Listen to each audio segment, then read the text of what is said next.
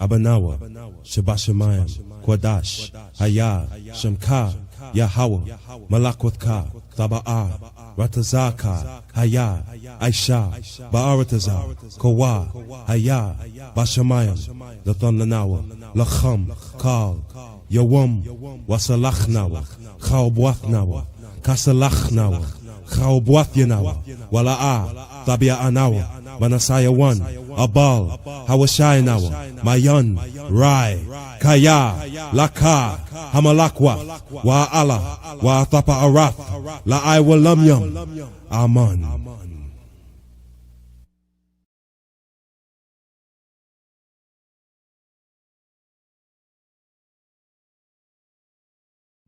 Ya Baraka, Ya Baraka, Yahweh, Yahweh, Waya Shamaka, Waya Shamaka, Yahweh, Yahweh, Yahweh, Yahweh, Panyawa Al Yaka, Panyawa Al Yaka, Waya Khanka, Waya Khanka, Yahweh, Yahweh, Yasha'a Yahweh, Yasha'a Yahweh, Panyawa Al Yaka, Panyawa Al Yaka, Wayasham, Wayasham, Laka Shalom, Laka Shalom, Yahweh Bahasham, Yahweh Bahasham, Yahweh Shah, Yahweh Shah, Barak Rapah, Barak Rapah, Yahweh, Yahweh, Yahweh Bahasham, Yahweh Bahasham, Yahweh Shah, Yahweh Shah, Barak Rapah, Barak Rapah, Yasha Allah, Yasha Allah.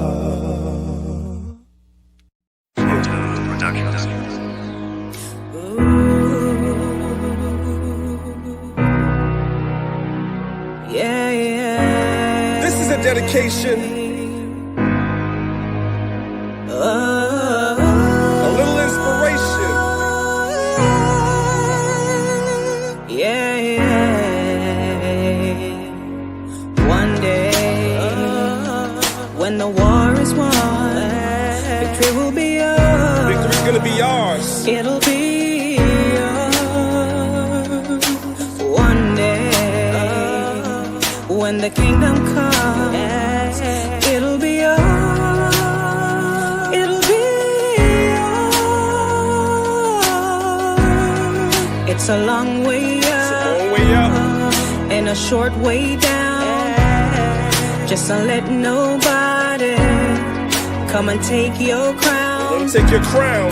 Trying to make it through the system, but the doors are locked. The Most High got you covered.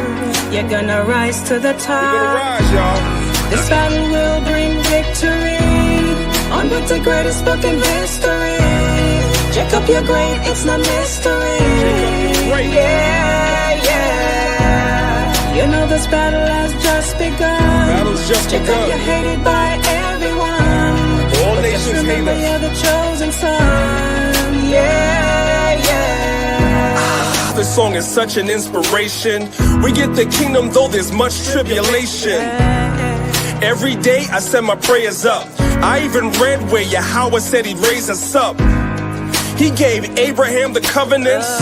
On the shoulders of Christ will rest the governments. The forces the nations gotta bring to me. The world is ours, our gates open continually. Praise Yahweh cause he gave us life, and sacrifice the reward as you could reign with Christ. Yeah, it's true, the Father made us sons to get a crown, then endure until the Savior comes. In the sight of God, no man is justified. To be approved, I read that gold must be tried. In the end, we're the greatest folks in history. Malachi sing to them about our victory. This battle will bring victory. We gonna get the on with the victory. greatest book in history. Bible's the Jacob, you're greatest great, book. it's no mystery. Yeah, yeah. You know this battle has just begun. Battle has Jacob, just you're begun. hated by everyone, but just remember you're the chosen son. Yeah, yeah. We give all praise, honor, and glory to the Most High God, Yahweh, for giving Abraham, Isaac, and Jacob the covenants. and for choosing our nation. We appreciate that. Hope the song inspired you. Yeah.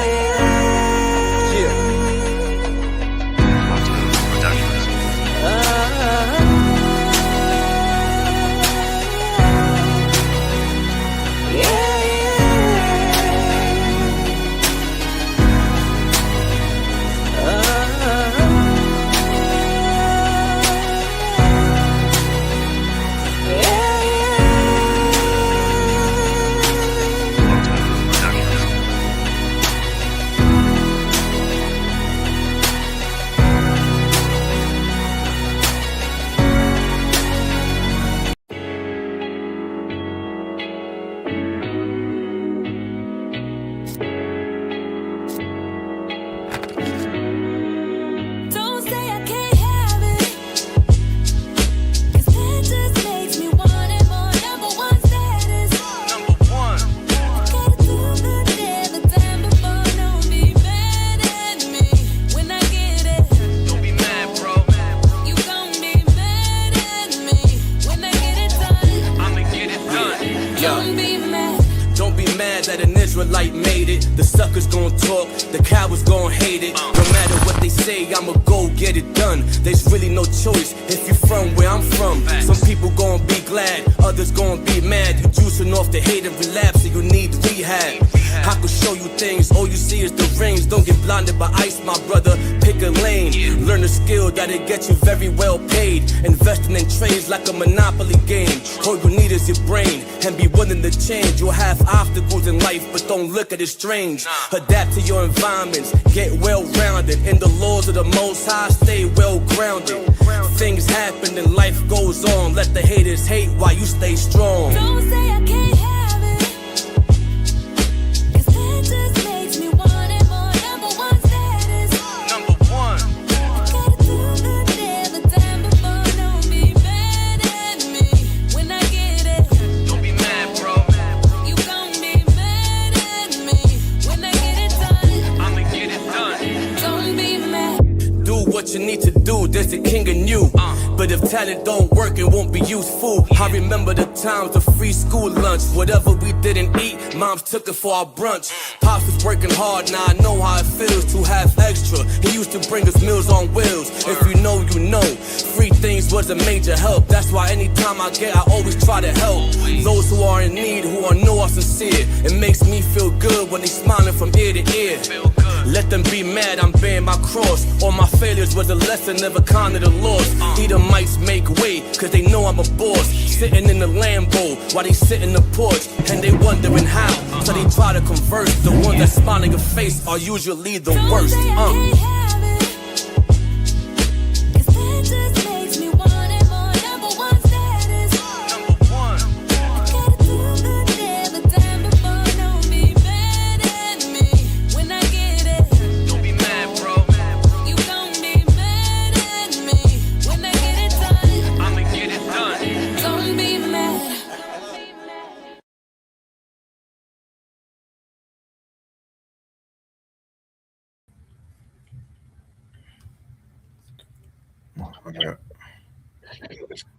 Shalom, y'all. Shalom.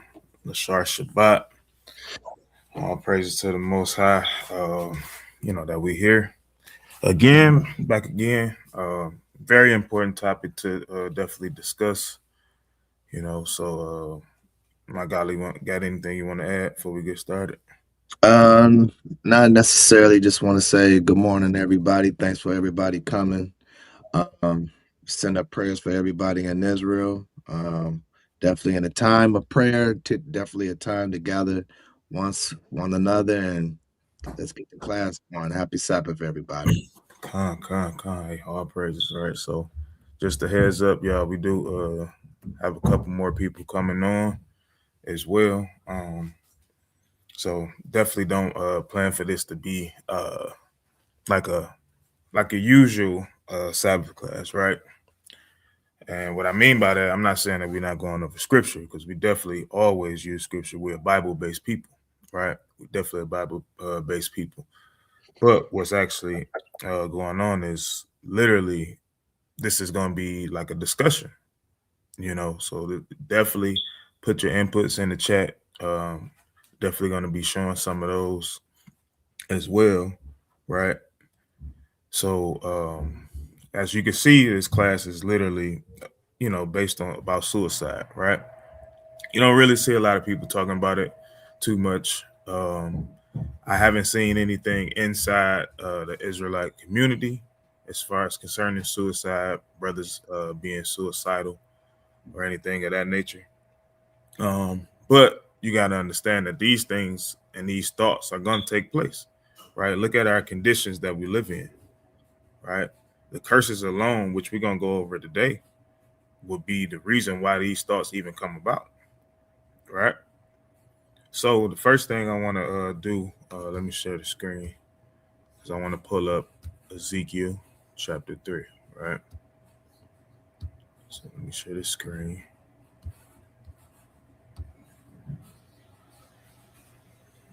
All right. So Ezekiel chapter 3, and we're going to start at the 17th verse. All right, this is the book of Ezekiel, chapter 3, and verse 17. Son of man, I have made thee a watchman unto the house of Israel. Therefore, hear the word at my mouth and give them warning from me. Mm-hmm.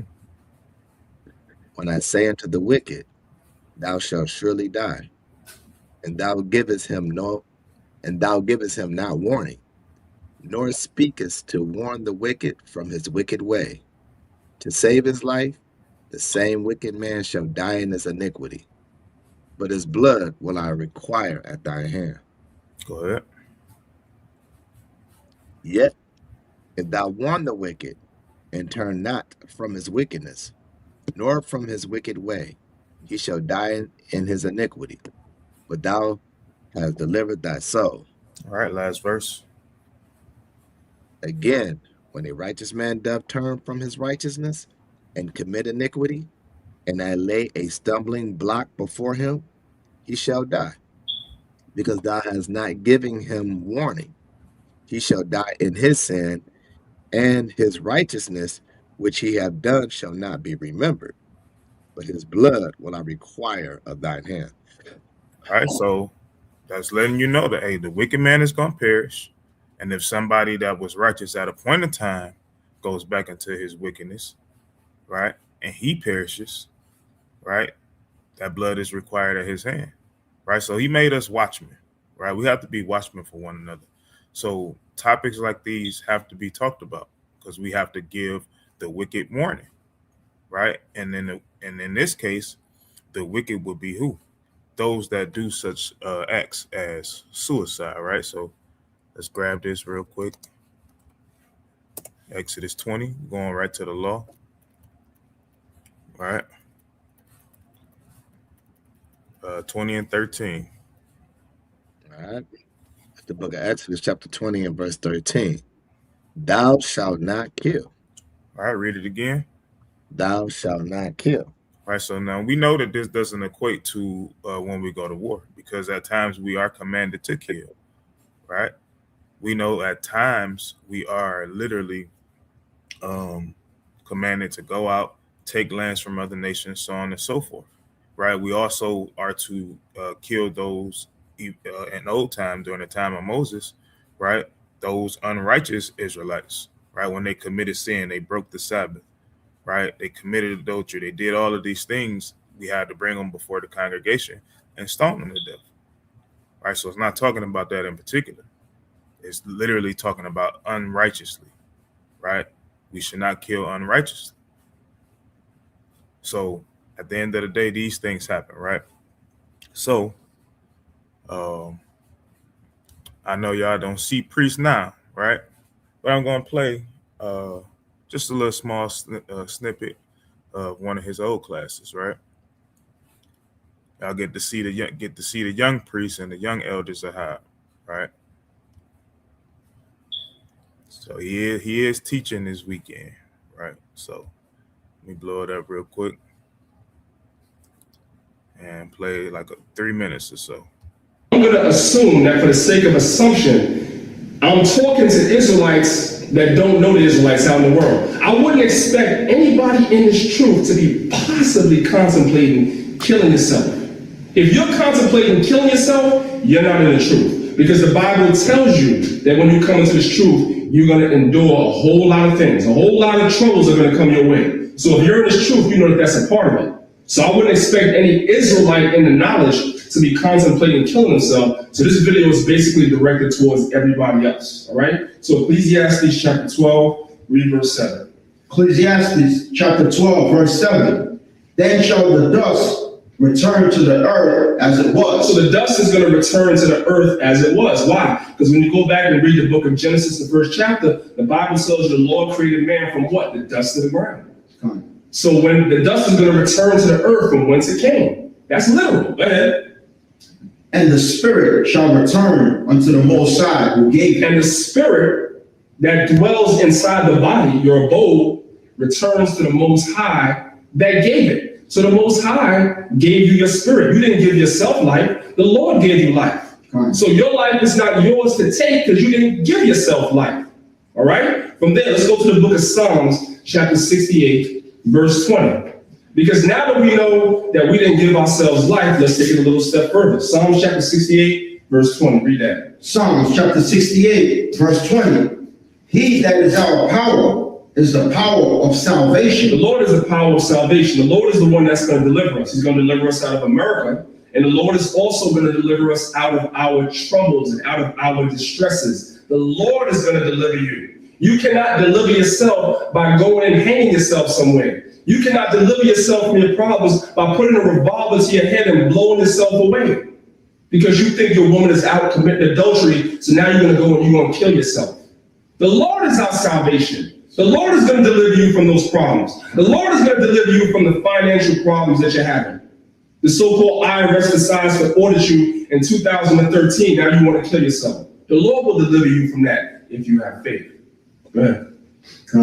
And unto the Most High, the Lord, belong the issues from death. So unto the Most High belongs the issues of death. Why? Because the Most High gave you your spirit in the first place. So the Lord is the one that decides when it's time for you to leave the earth. It's not up to you to decide when you leave the earth. You understand that? From there, let's go back to the book of Ecclesiastes and let's start in chapter 3 and let's read verses 1 and 2. Ecclesiastes chapter 3, verses 1 and 2. Go ahead. If I might say this also, Esau is the one who gave our people that spirit, or our people is following Esau, thinking that they can control their own destiny, they can take their life into their own hands. A lot of these movies that's in the movie theaters and a lot of these external forces that we see around us always trying to tell us that our life is in our own hands. We hold the power over life and death. In all actuality, that's not according to the scriptures. You're going against the Most High's plans, man. Even though everything is already preordained, but still, you're not supposed to take your life into your own hands because what the scripture says, it's not your life to begin with. So we have to be careful following Esau. Right. The Lord gave you the spirit, and the Lord allowed you to be in. All right. So I just wanted to stop it there. All right. So a lot was said there, and I just want to show something. Right. Let me grab. I got to pull it up though. All right, because we're going to the book of Sirach. Going to I think Zahab is on here. Come. Shalom, Elder Shalom. Hey, shalom, shalom, Mashar Shabbat. How y'all brothers doing? Shalom, we got good, Elder. Shalom. All praises. Shalom to the people. Shalom, everybody. Salakia for coming in late. Go ahead, King. Come. All right, so we're going to the book of Sirach, chapter 15.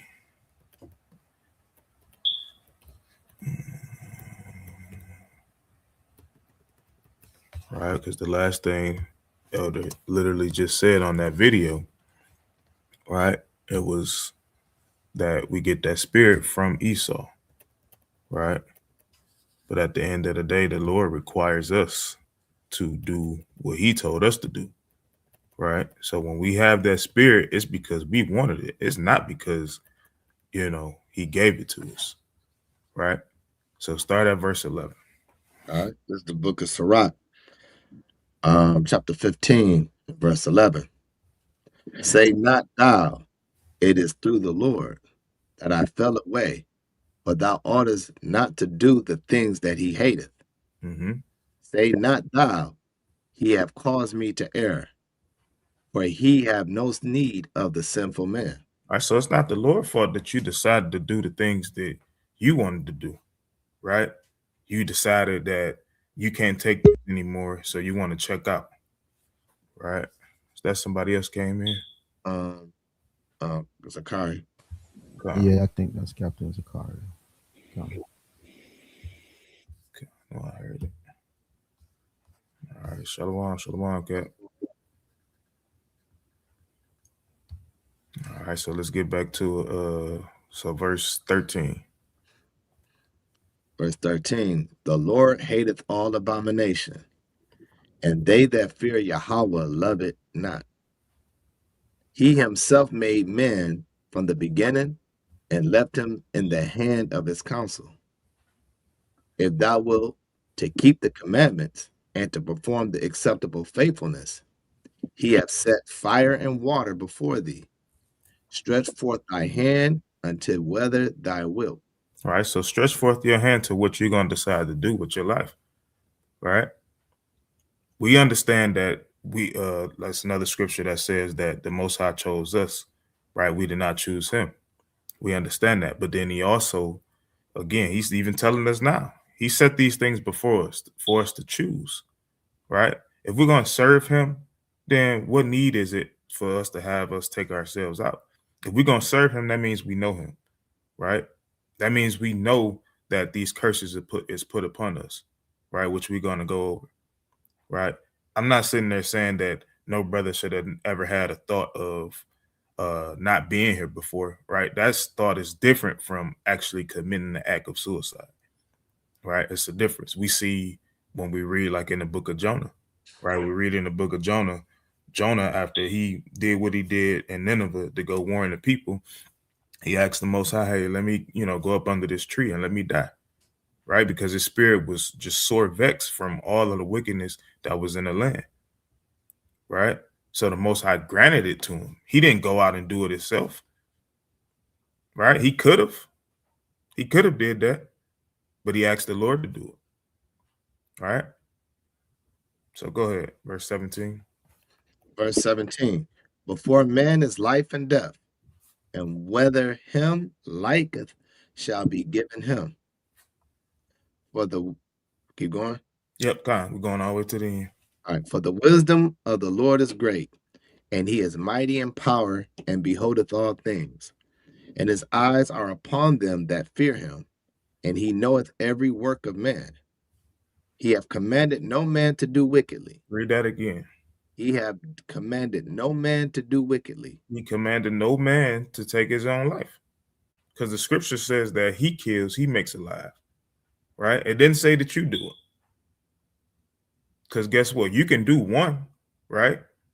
You can literally take yourself out, but can you make yourself alive again? You can't. You absolutely can't do that, right? You can't get on that bed to literally bring life back into you, to bring breath back into you, right? It's the Most High that does that. So we should not be doing that thing. We shouldn't even be considering it. But guess what? The world that we live in, these things is going to happen, right? But we have to be watchmen in order to warn the people, right? And this is going to be for in and out the truth, right? Because even inside this thing, guess what? Things could happen, right? You can get kicked out of a camp. You know what I'm saying? You go to another camp, you get kicked out of that camp. You feel like you may feel like you're not wanted anywhere. You may feel like you're not needed. You may feel like the Lord is not with you, right? But this is why in Corinthians it tells us to examine ourselves, right? If it's you that keeps getting put out of camps or you keep getting suspended, right? You think it's the people that don't like you or they treating you unfairly? That's probably something you're doing, brother or sister, right? It's probably something that you're doing. You need to change. No need to consider taking yourself out because you don't feel like you belong. right? But we got to know that these things is gonna come up. As much things that happen inside our community, right? We got to know that these things definitely are thoughts that are upon our people. This is why you literally have we may label them as camp bashers or camp haters, right? But you literally have people like that all across the internet. They talk, it's brothers talking about this camp, talking about that camp, talking about camps in general, you know, saying they're cults, saying they wicked. There's a bunch of stuff happening. So you know it's some people that's butthurt somewhere because something happened to them. But instead of literally trying to make it right with their brother or sister, they want to bash. And now you all alone. And now you feel like you don't have anything to live for. Right? Read that last verse again. All right, verse 20. He have commanded no man to do wickedly, neither hath he given any man license to sin. Right? He never gave you that command to do anything at all, none whatsoever. Right? So, yeah, brothers want to add anything? Let me add a few, right? Let me start off at Wisdom of Solomon 1 and 12. Let me start that off real quick because exactly, man, the Most High has given us life, and it's not our job to take it away. Like, who are we to say that we don't deserve to be living on the earth and the Most High put breath in your body to continue to live? Because if you know your purpose in life, you wouldn't even have to worry about trying to destroy your soul. You know what I'm saying? You will be here because you know you have a purpose to do a job for the Most High. Because look at Yahushua. Yahushua, he went through way worse than what we went through, you know, and he didn't think about killing himself. Shoot, he even didn't even want to die. Even though he knew what his purpose was, he didn't even want to die. He was asking the Most High, hey, remove this from me, this cup, because he knew he was about to go through a brutal destruction.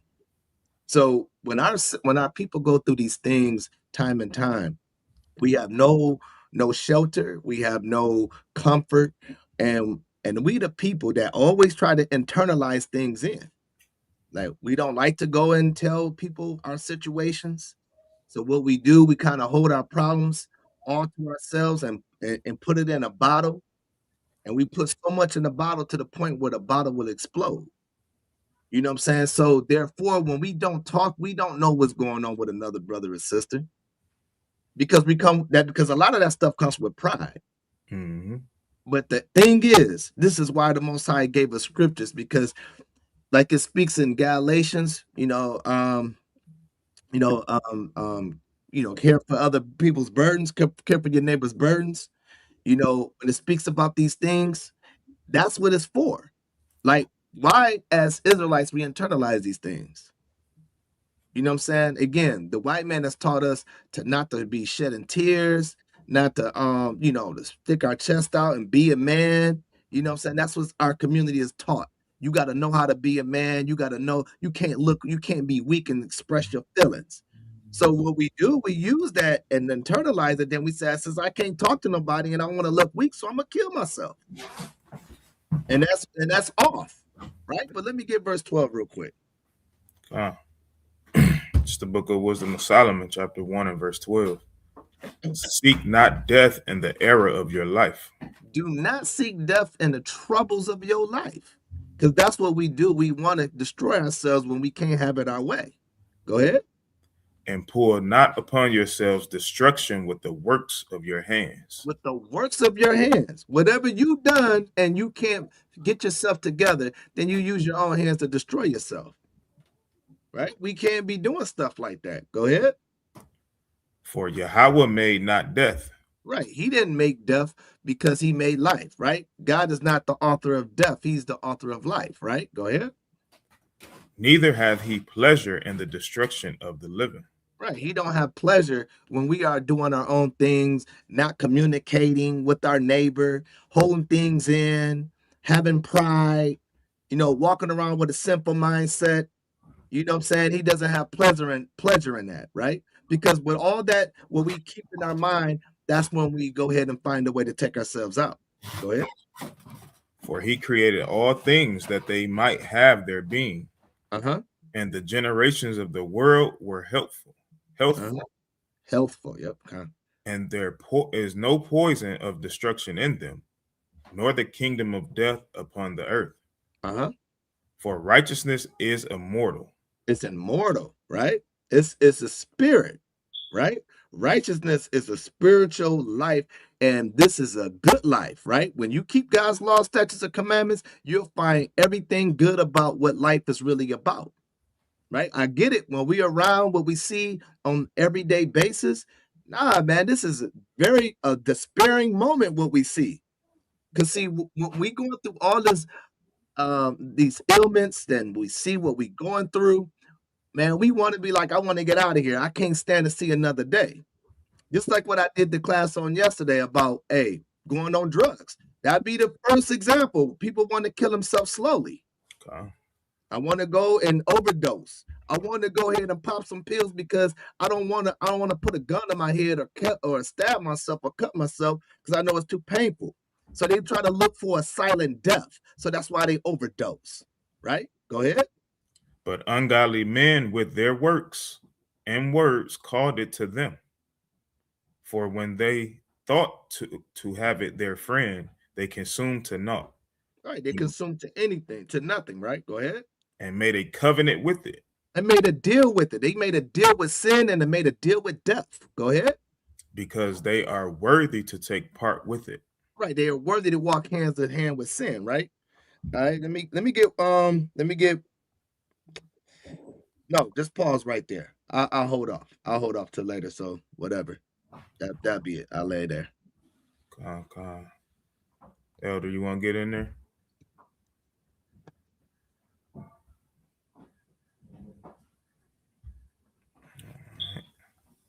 Cap, you want to get in there before we keep on rolling? Shalom, Shah Shabbat family. Shah Shabbat brothers. I don't want to jump ahead because I don't know exactly how many verses you already have etched out, but I have a couple of verses, and I don't want to kind of go faster than where you're at this point, because this is a very, very important topic, and our people are suffering from this. Like Michael Allah brought out a little while ago, pride plays a heavy role in this thing here, right? We got to be mindful of that pride. So I'll just kind of wait till you proceed on. I did have one scripture that I wanted to bring out, Ecclesiastes chapter 7 verse 16 and 17, and then I don't know if you had that in your arsenal already. I do, but we can always go to it twice. Oh, you already brought it out. Okay. No, I haven't brought it out. I haven't brought it out yet, but it's all good. Okay, Khan. Michael Allah, Sergeant Michael Allah, you want to read that for me, or you want me to read it? No, I got it, King. I got it. All right. Khan. This is the book of Salakia. This is the book of Ecclesiastes, chapter 7 and verse 17. Be not over. Start at 16, Salakia. Verse 16. Be not righteous over much, neither make thyself over wise. Stop right there. Pride plays a part in being a little over wise. You have to be very careful when you're dealing with wisdom. Wisdom is a powerful thing when you know how to apply it, but when you get prideful because you know too much, it could hurt you. It could backfire on you, right? That's why we try to always remain humble about the wisdom that we do have about verses and scriptures and XYZ. Proceed on. All right. Why shouldest thou destroy thyself? Right. So why should you destroy yourself? Right. You should not think that destroying yourself is a good thing, because it's not. Right. Because like Captain the Bach brought out earlier, you take your life, but you can't give yourself life again. It's over once you do that. You cannot replace that once you've taken it. It's gone. Right. You can't say, okay, I got the power. I'm God. Like you see these God bodies, these 5%ers think this type of way. Okay, yeah, I'm God. I could, move this and do that. I could, end myself and bring myself back. Like they will teach this stuff. And it's wrong according to the God and according to the Bible. Read on. All right. Verse 18. No, did I 17. finish the 17? All right. Why shouldest thou die before thy time? No, Salakia. Be not over wicked. Salakia. Be not over much wicked. Right. Neither be thou foolish. Right, because you can be wicked and still be foolish, but you're not supposed to be over much wicked, meaning that you're not supposed to go out here and deliberately do something that you know is wicked and against God's will. Suicide, killing yourself, that's against God's will. Need to be thou foolish. Read on. All right. Hold on 1 second. Got to put it back up real quick. All right. Let me start over. Be not over much wicked, neither be thou foolish. Why shouldest thou die before any time? Why should you die before? Why should you die before your time? That's a question that's being asked. You should not die before your time. You should do everything you can to stay here as long as possible, because the Most High has a job for you to do, each and every one of us. And I'm gonna land with that. The water, Captain Dabak. Con. Salakia brothers, I stepped away for a hot minute. I do apologize.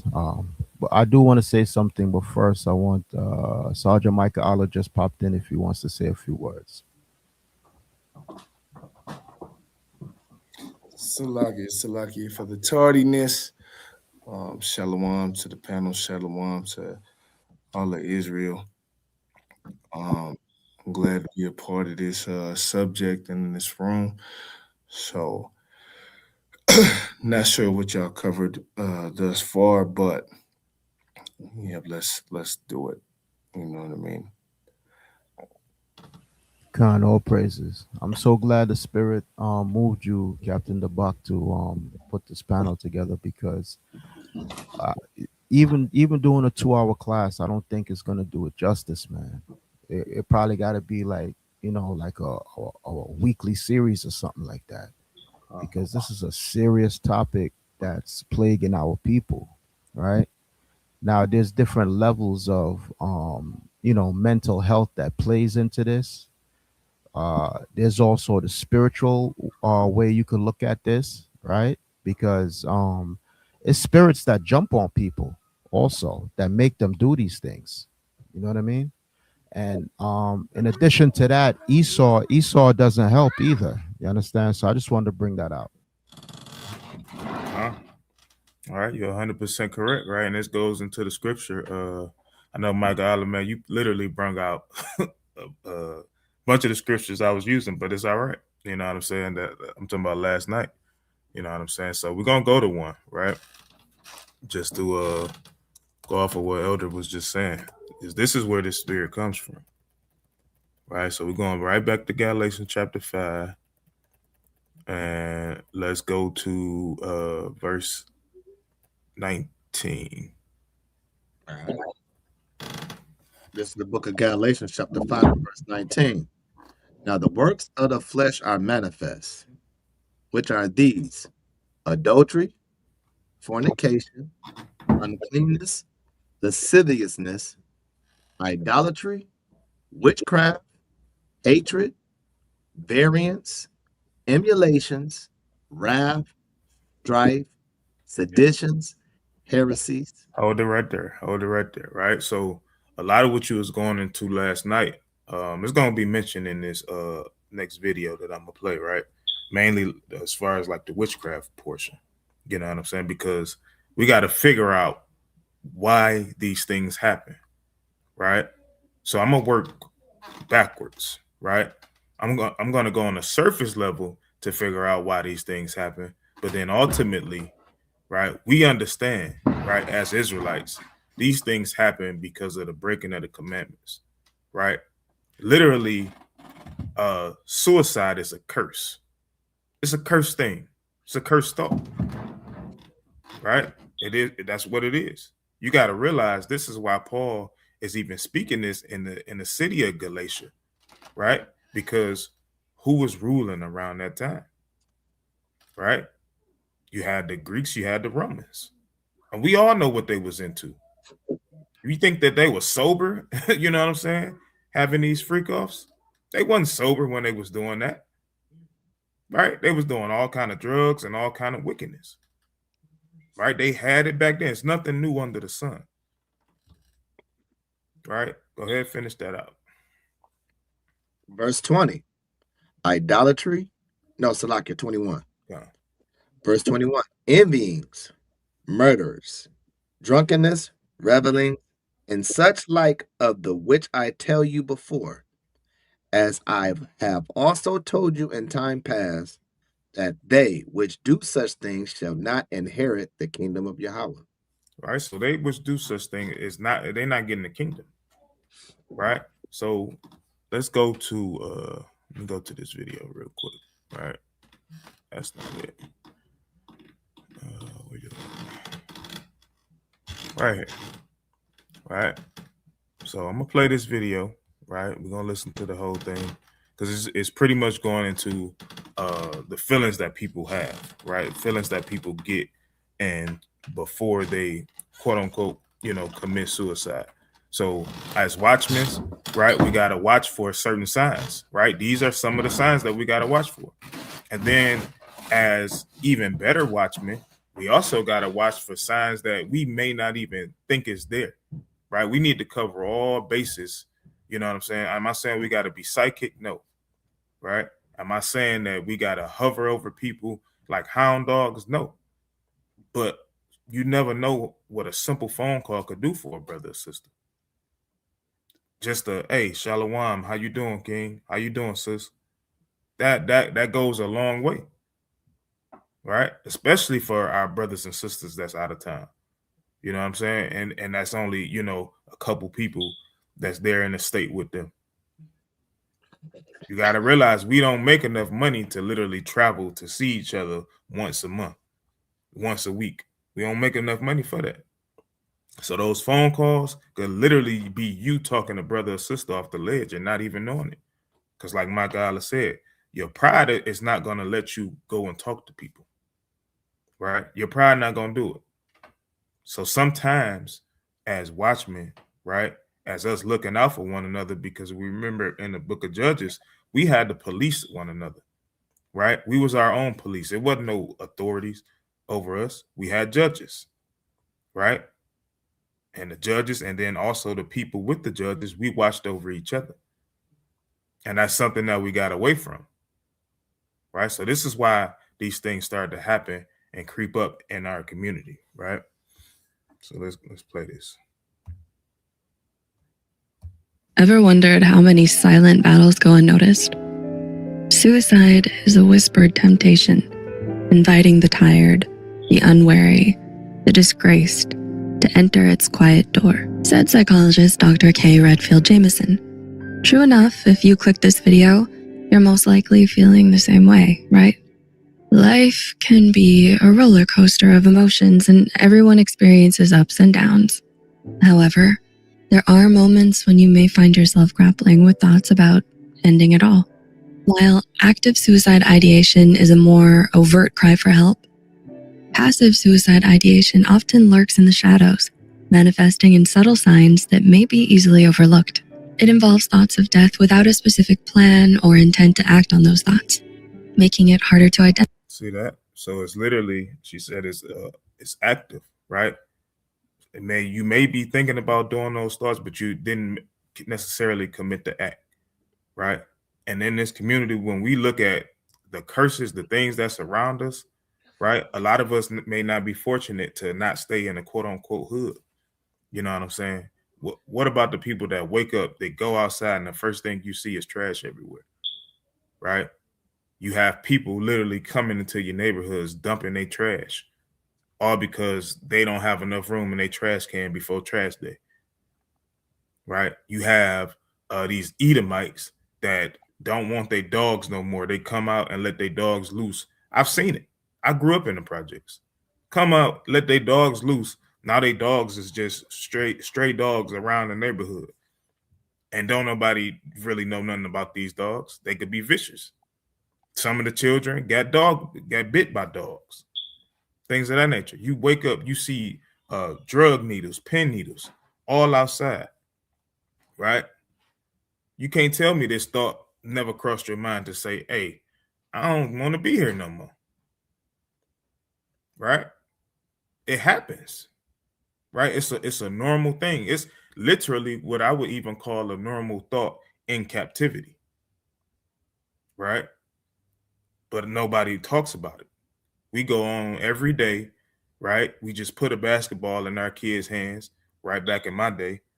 Now, in today's time, we just put a tablet in kids' hands and act like, hey, you don't see that. You don't really see what you see, or you don't really see what's out here, right? Because now they made these things affordable for us to get. So now we just give it to them, right? And now they're literally blind to the fact of how they grow up living, right? Until they get older and they start to see these things. But you as a parent, you didn't cover that basis with them. Because a lot of our children, right, between, I would say, the ages of 10 and 18, and then also between the ages about 25 to 40 or so, those were the most suicides happen at between those ages, right? It's either you don't know what you want to do with your life, right, when you grow up, or you don't let high school pass you by. You don't let you get into your late 20s or mid 20s. You feel like, hey, it's too late to make something of my life. So now I want to just check out. That's when these things happen. Right? So let's keep rolling. With that said, let's shed some light on the importance of recognizing and addressing these subtle signs of passive suicide ideation. Neglecting personal care. When was the last time you showered or brushed your teeth? Have you been exercising or eating well-balanced meals the past few weeks? If you've been forgetting to do these things more and more lately, it might be because you're struggling mentally and emotionally, which is disrupting your daily routine and basic ability to function. And neglecting your self-care might already be a silent cry for help, so don't ignore it. Right? So literally, that's definitely one. And how do you know brothers and sisters is not going through this if you're not reaching out? Right? Now, I'm not saying that if you reach out and they don't respond, that's not on you.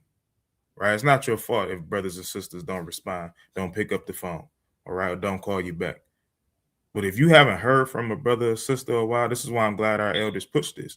You know what I'm saying? If you haven't heard from a brother or sister, reach out. Right? Reach out. Because you never know what's going on. This could literally be them. If you ain't heard from them, they probably either in the house, because it's not like we can just make it to them every day. We got our own lives. We have our own children we have to raise and things of that nature. So sometimes a phone call is all we can do. Right? But they could be in the house, not bathing, barely eating, or just eating off, eating a bunch of crazy foods that's going to make you sick. Right, so that's one way, right? Let's go to the Salakia, Cap. Come. Yeah, that's a good point. I like this video because it's touching on a lot of things that our people go through, and like you said, when you look at it statistically, us, and Hispanics was at the lowest rate, you know what I mean, for this type of situation until the 2000s. And then our rates started to increase. Can somebody give me the book of Job, chapter 7? I don't know if y'all brought that out. Did y'all bring that up? Come.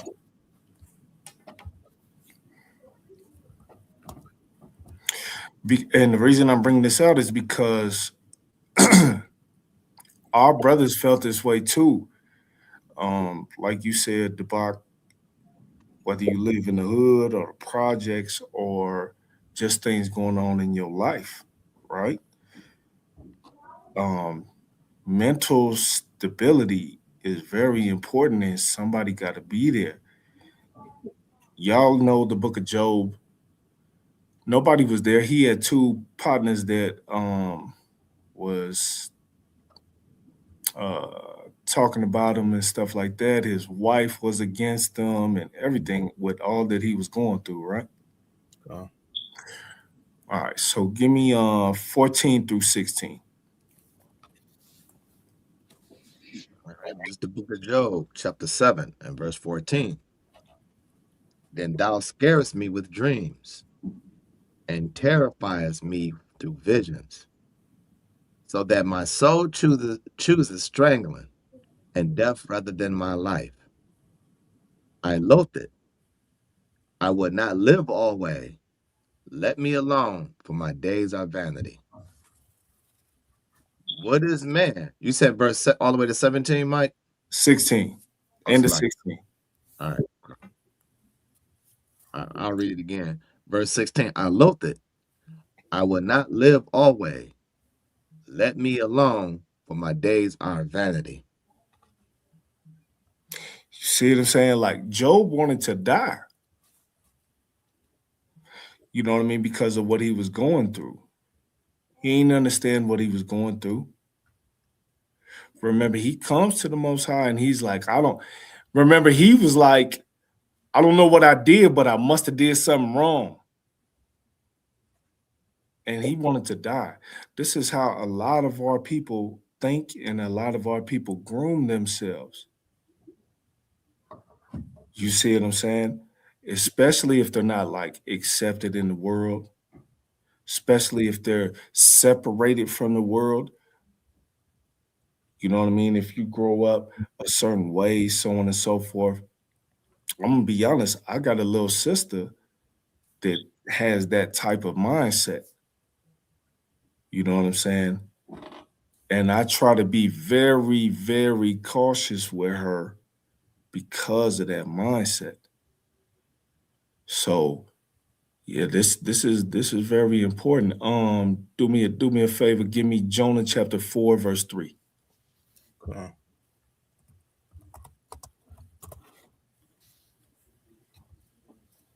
All right, this is the book of Jonah, chapter 4 and verse 3. You about to say something, Mike? No, go ahead. Okay, God.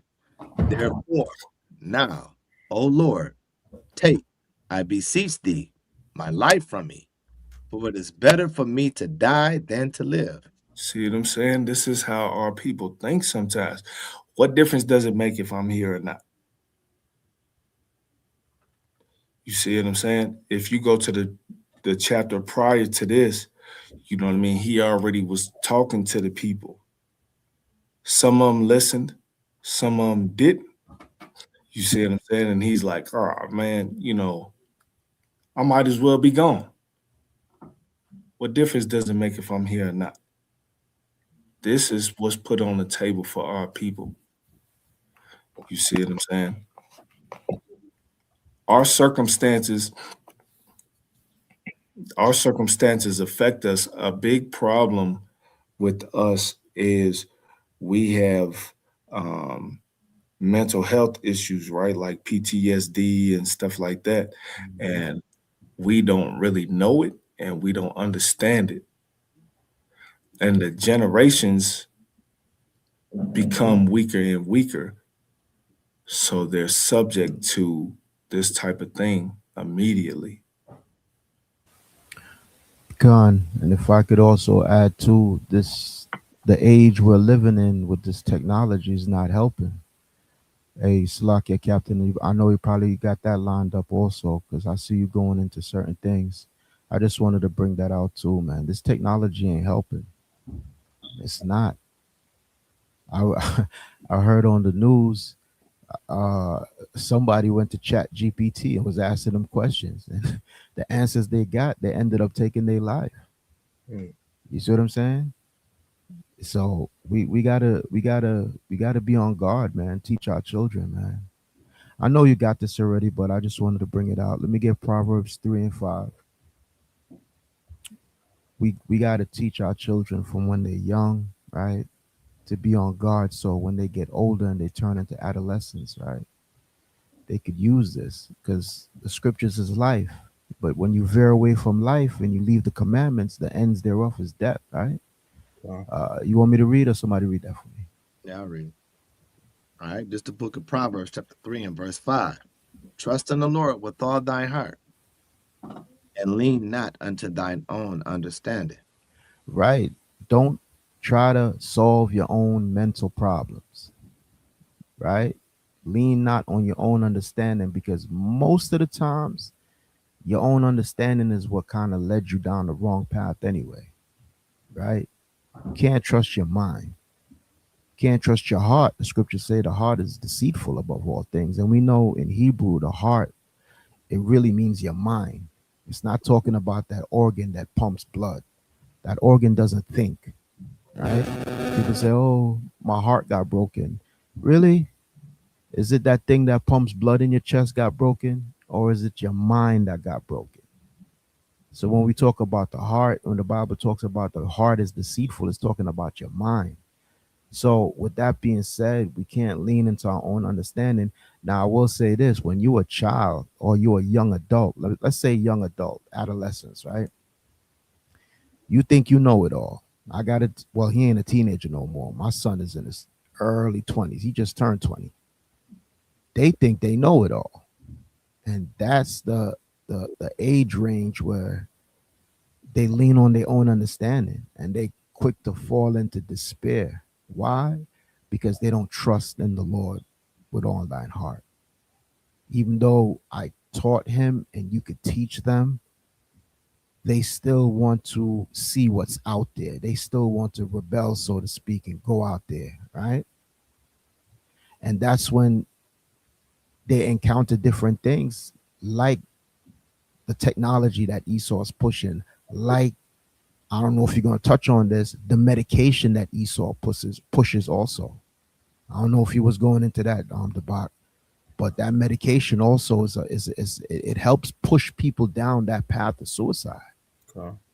Because these Esau doctors will prescribe meds and they'll jack their heads. You know what I mean?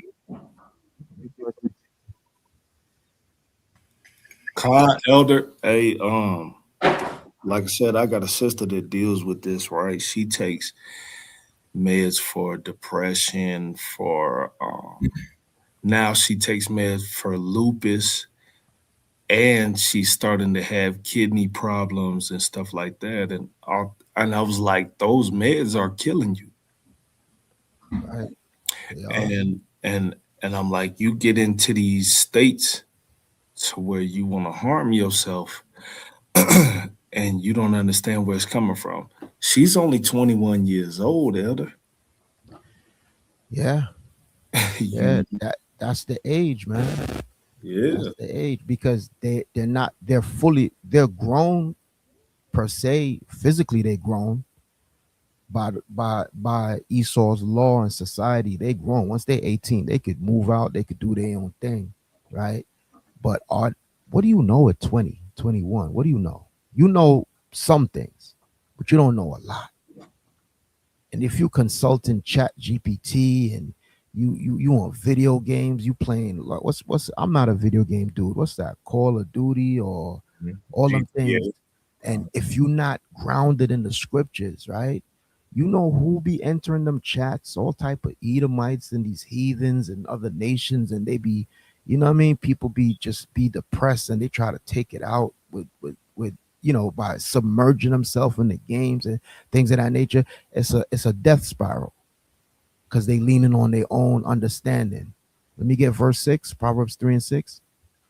Verse 6, in all thy ways acknowledge him, and he shall direct thy paths. So if we acknowledge the Most High, or if our youth, for the most part, now we know suicide it doesn't has a limit on age, but I'm just using this example for the adolescent youth, right? If they were taught to acknowledge the Most High, right, and they were not rebellious and they continue down that path, then the Lord will direct their paths. Now that's one example, right? And I'm gonna fall back. I don't know where the captain is going, but there's so many ways it could go. There's stories about adults, 50, 60-year-old men, women who are plagued with this. But my whole thing is this, man: lean not on your own understanding, because you think that I'm gonna end it all. there's no life tomorrow. That's your own understanding. Who are you? You don't know what tomorrow brings. Uh-huh. You know. So with that, I yield, King. Salaki. No, it's all good. You know, that's the purpose. That's why I wanted everybody on here. You know what I'm saying? Because we can all, you know, bring different perspectives to the table. You know what I'm saying? So, let me go back into the video real quick. Let this video finish. Right. So. Giving away belongings. Ever had a friend who suddenly became a generous giver, almost like Santa Claus in the middle of July? Or maybe you've been having a strong urge lately to just impulsively give away what was once your most prized possessions. I'm not saying that this don't happen in our community, right? But this is more, you know, leaning towards, you know, Esau, you know, but because we don't have a lot to give away anyway, you know what I'm saying? But I'm sure that this happened, you know, with our people here and there, but let's keep rolling. It's not about being overly generous or suddenly adopting a minimalist lifestyle. It's a symbolic act, common for those with passive suicide ideation. Giving away belongings is like tying up loose ends, a way of saying, here's something to remember me by, or I don't care about anything anymore. Loss of interest in future plans. Imagine having a conversation with a friend about all your future plans, and it suddenly hits you that you're not excited about anything anymore. Be it that long-awaited getaway, life after graduation, or any other future plans. You realize that goals that once sparked so much enthusiasm in you now have lost their shine. Now you don't want to talk about it. We've all been there with brothers and sisters that literally, you know, you talking to them about, hey, you gonna do this, you gonna do this, and you're the other person just listening. You're not saying nothing, right? You listening to that person, and in your mind, it's, hey, I don't need to even think about that. You know, I don't plan on being here much longer. You know what I'm saying? I don't, you know, I ain't got no plan, nothing out here for me, right?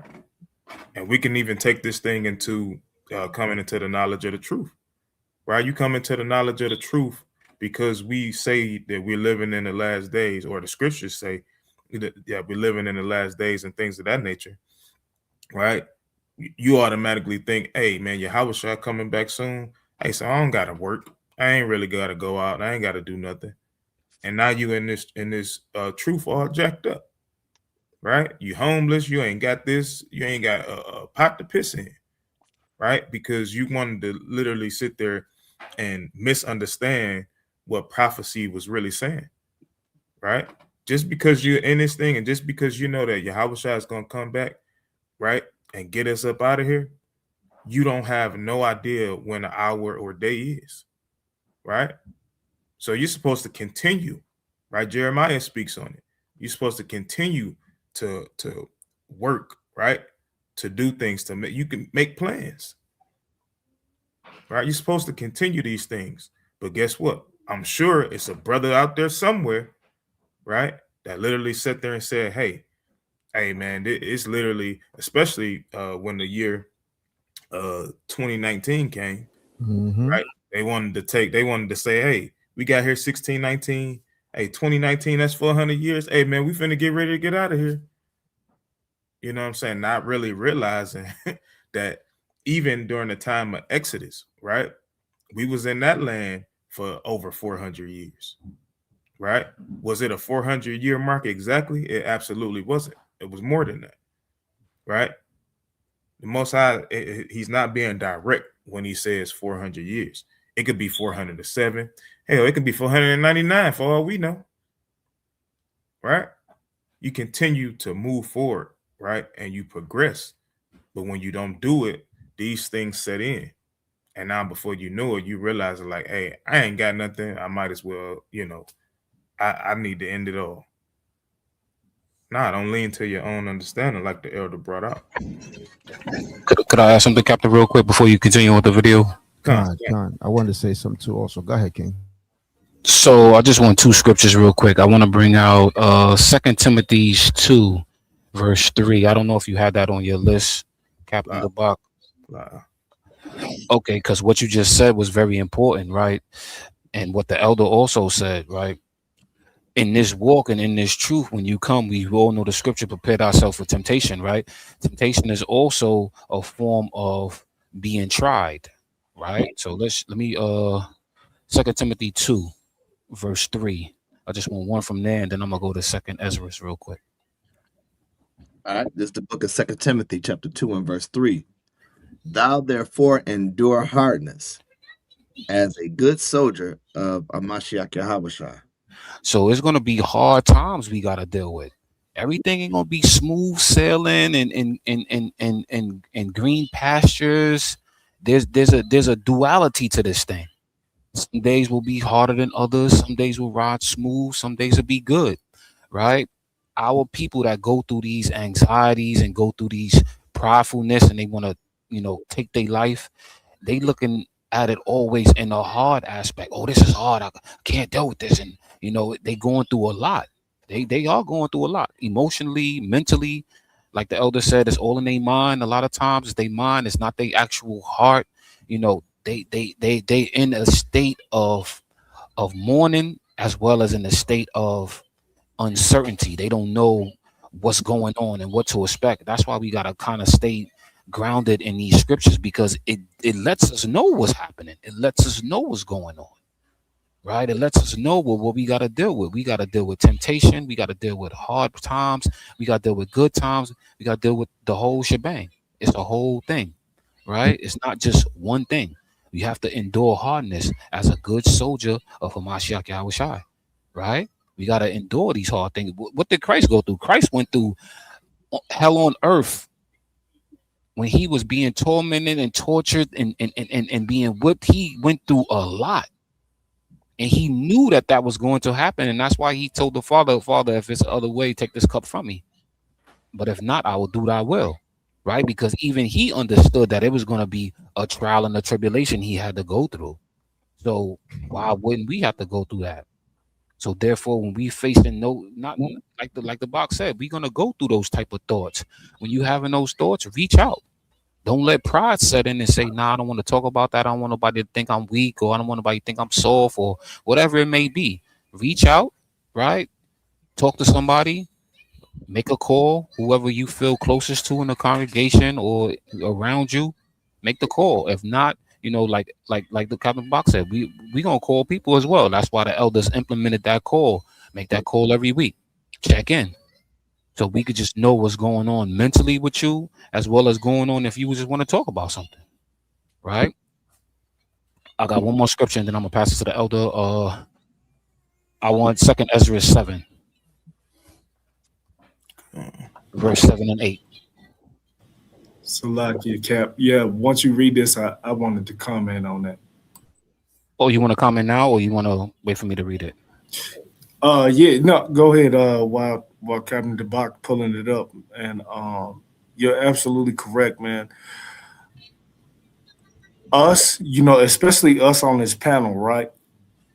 We was groomed to not go to nobody.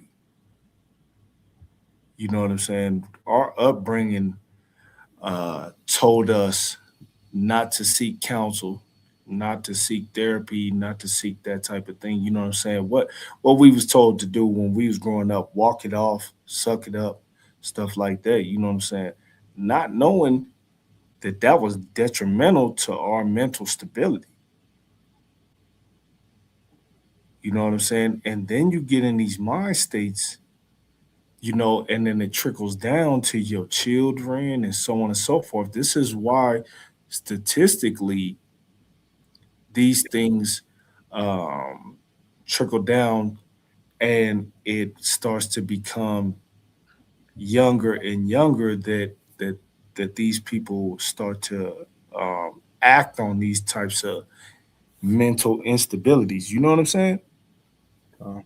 Gone. That's a fact. That's why you get some of these kids, they I didn't get that job, and they go jump off a roof. They go kill themselves. They go drink a whole bunch of prescription pills. Like the elder said earlier, they know it's going to destroy them. And next thing you know, they foaming at the mouth. It's a heavy situation. It's not something to be taken lightly. All right. Let me just bring this out, 2nd Ezra real quick, because I want everybody to understand that when we come in this truth, it's a duality. right? Read that for me. All right. It's the book of 2nd Ezra, chapter 7, and verse 8, right? Start at verse 7 for me. Verse 7, All right. The entrance thereof is narrow, and is set in a dangerous place to fall, like as if there were a fire on the right hand, and on the left a deep water, and one only path between them both. Stop right there. Stop right there. 1 second. So the entrance thereof is narrow, letting you know everybody ain't coming through. And Micah Allah brought this out a couple of weeks ago about the class, right? But it's not for everybody. And it's set in a dangerous place. Well, why? Dangerous place to fall. Why is it set that way? Because we have to understand that the Most High is not going to give us more than we can bear. But we can't look for the easy way out. And suicide is the easy way out. Oh, I want to just get rid of all of these feelings I'm going through. Let me just in it. And that should not be the mindset of our people. Our people need to understand that there's a duality to this. Some people will have fire, which means they'll go through constant trials and tribulations and constant hard times. And some people will have water, deep water on one side, which means that their head got to stay above the water all the time. And they may not be able to do it without some assistance, right? So we got to be there for both sides of those type of individuals, not just one. Read 7 again, the last part. You're talking about 8 or verse 7, the end part. Okay. All right. And on the left, a deep water. That's that deep water. Maybe above somebody's head. You ever heard that expression? Yo, I'm just barely above the water, right? That's what it's talking about. I'm just barely above the water, because they in the deep water. They in deep issues, deep situations that they may be going through, and they just barely above it, holding on by a thread. That's a lot of our people. Read verse 8. And one only path between them both. Is one path between both. That means some people will go through one thing, some people gonna go through other, but that one path, when you overcome that, you're gonna come down this one path. Read. And between the fire and the water, so small that there could be but one man go there at once. So we trying to get to that. That's the kingdom. That's what it's talking about. It's talking about getting to the kingdom, but it don't say nothing about it being easy. You're gonna get raptured up. It don't say none of that. It don't say none of that. It says that we're gonna go through a dangerous place. I want everybody to understand that this is what it is talking about. Suicide is a dangerous place for people to be in. That's not something to be taken lightly. I'm gonna land right there, Captain. Okay. Yeah, funny you say that, Zach. I'm gonna be super quick. I'm gonna hand it back to you, Debak, because I know you gotta structure how you doing this class. So I'm gonna be quick. You mentioned about like year 1999 and 2000, because we don't know when Yahushua coming back. That's the first thing. When you're new in this truth, when you become an Israelite, all the elders teach you that. You don't know when Yahushua come. Even when you was a Christian, they taught you that, right? You're supposed to know that. That's milk. So when brothers fell victim to that, right? Even certain elders fell victim to that year 2000 doctrine thing. That put a lot of people, that troubled a lot of people's spirit. You know what that's akin to? It's akin to when we did that class and we were showing them Africans waiting on the return, and Christ never came. It's akin to that. But that also leads to troubled spirit and could lead to depression and could also spiral down into suicide also, right? Because you didn't stay strong in the scriptures to understand, right? We got to go through the fire, right? And 2/3 is going to get cut off pursuant to Zechariah the 13th chapter, right? And the 1/3, the Lord is going to refine them like silver. So even if we make it, we still got to get refined. So you got to be in the right spirit, right? And like what Captain Zakaria said, this thing is not a joke. So you waiting on a certain time for the Lord to come. The Lord don't work on your timetable, Negro. We are but grasshoppers, according to the scriptures. We're like grasshoppers to the Lord. You know what a grass, when you cut the grass, you see them little grasshoppers jumping around. You like a giant to them. We're like a grasshopper to the Lord, right? So how dare you try to tell the Lord, yo, you coming now or else? Listen, it don't work like that. You're banging your head against the wall, you know. So I just wanted to bring that out. Go ahead, the bar. Gone. All right, so how much longer we got? I don't think we got that much longer on here. This could be a sign that you're silently struggling. Dark books, movies, and music. Ever found yourself getting hooked on dark books, movies, or music? You know. Hey, and right here, I got to pause it already, right? I know I just started it, but this is why we tell brothers and sisters, hey, when you don't have the milk of the scriptures, you leave that stuff, leave the Enoch books, right? You leave all that, leave that stuff alone. Tell them, please, one more time. One more time. Say it again, kid. Literally. Enoch, the book of Adam and Eve. Man, leave all that stuff. Those are dark books, right? Those are dark books. And this is for the brothers in and out the truth, because both sides read, right?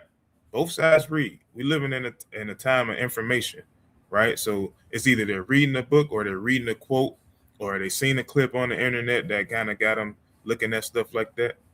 You know what I'm saying? This is why we say these things, right? We see the kids with these skulls, right? We know that the Northern Kingdom is heavy, having these skull heads and having all kind of manner of things that represent death. All these different tattoos. They into that stuff, right? They into that stuff. This is dark book. All of that stuff is witchcraft, right? This is why we have to teach our children, hey, we can't even let them watch certain things, right? Because their mind and their spirit can't handle it. We may think about how our parents brought us up, but our parents wasn't all the way right, right? We're not going to be all the way right either, but hey, you have an advantage. You remember your childhood, right? And now that you come into the knowledge of the truth, since you remember your childhood, you have to bring your child up in a different way, right? Like Elder brought out in Proverbs, right? All of these dark books, these dark movies, this stuff has different spirits on them, right? And these things drive people crazy. The ones with heavy themes like death, sadness, or suicide. Think All the Bright Places and Dead Poet Society. Don't get us wrong, there's absolutely nothing wrong with enjoying darker art or fiction. But when these themes hit too close to home, it could be a sign that there's something heavy on your mind. Our preferences often mirror our emotions.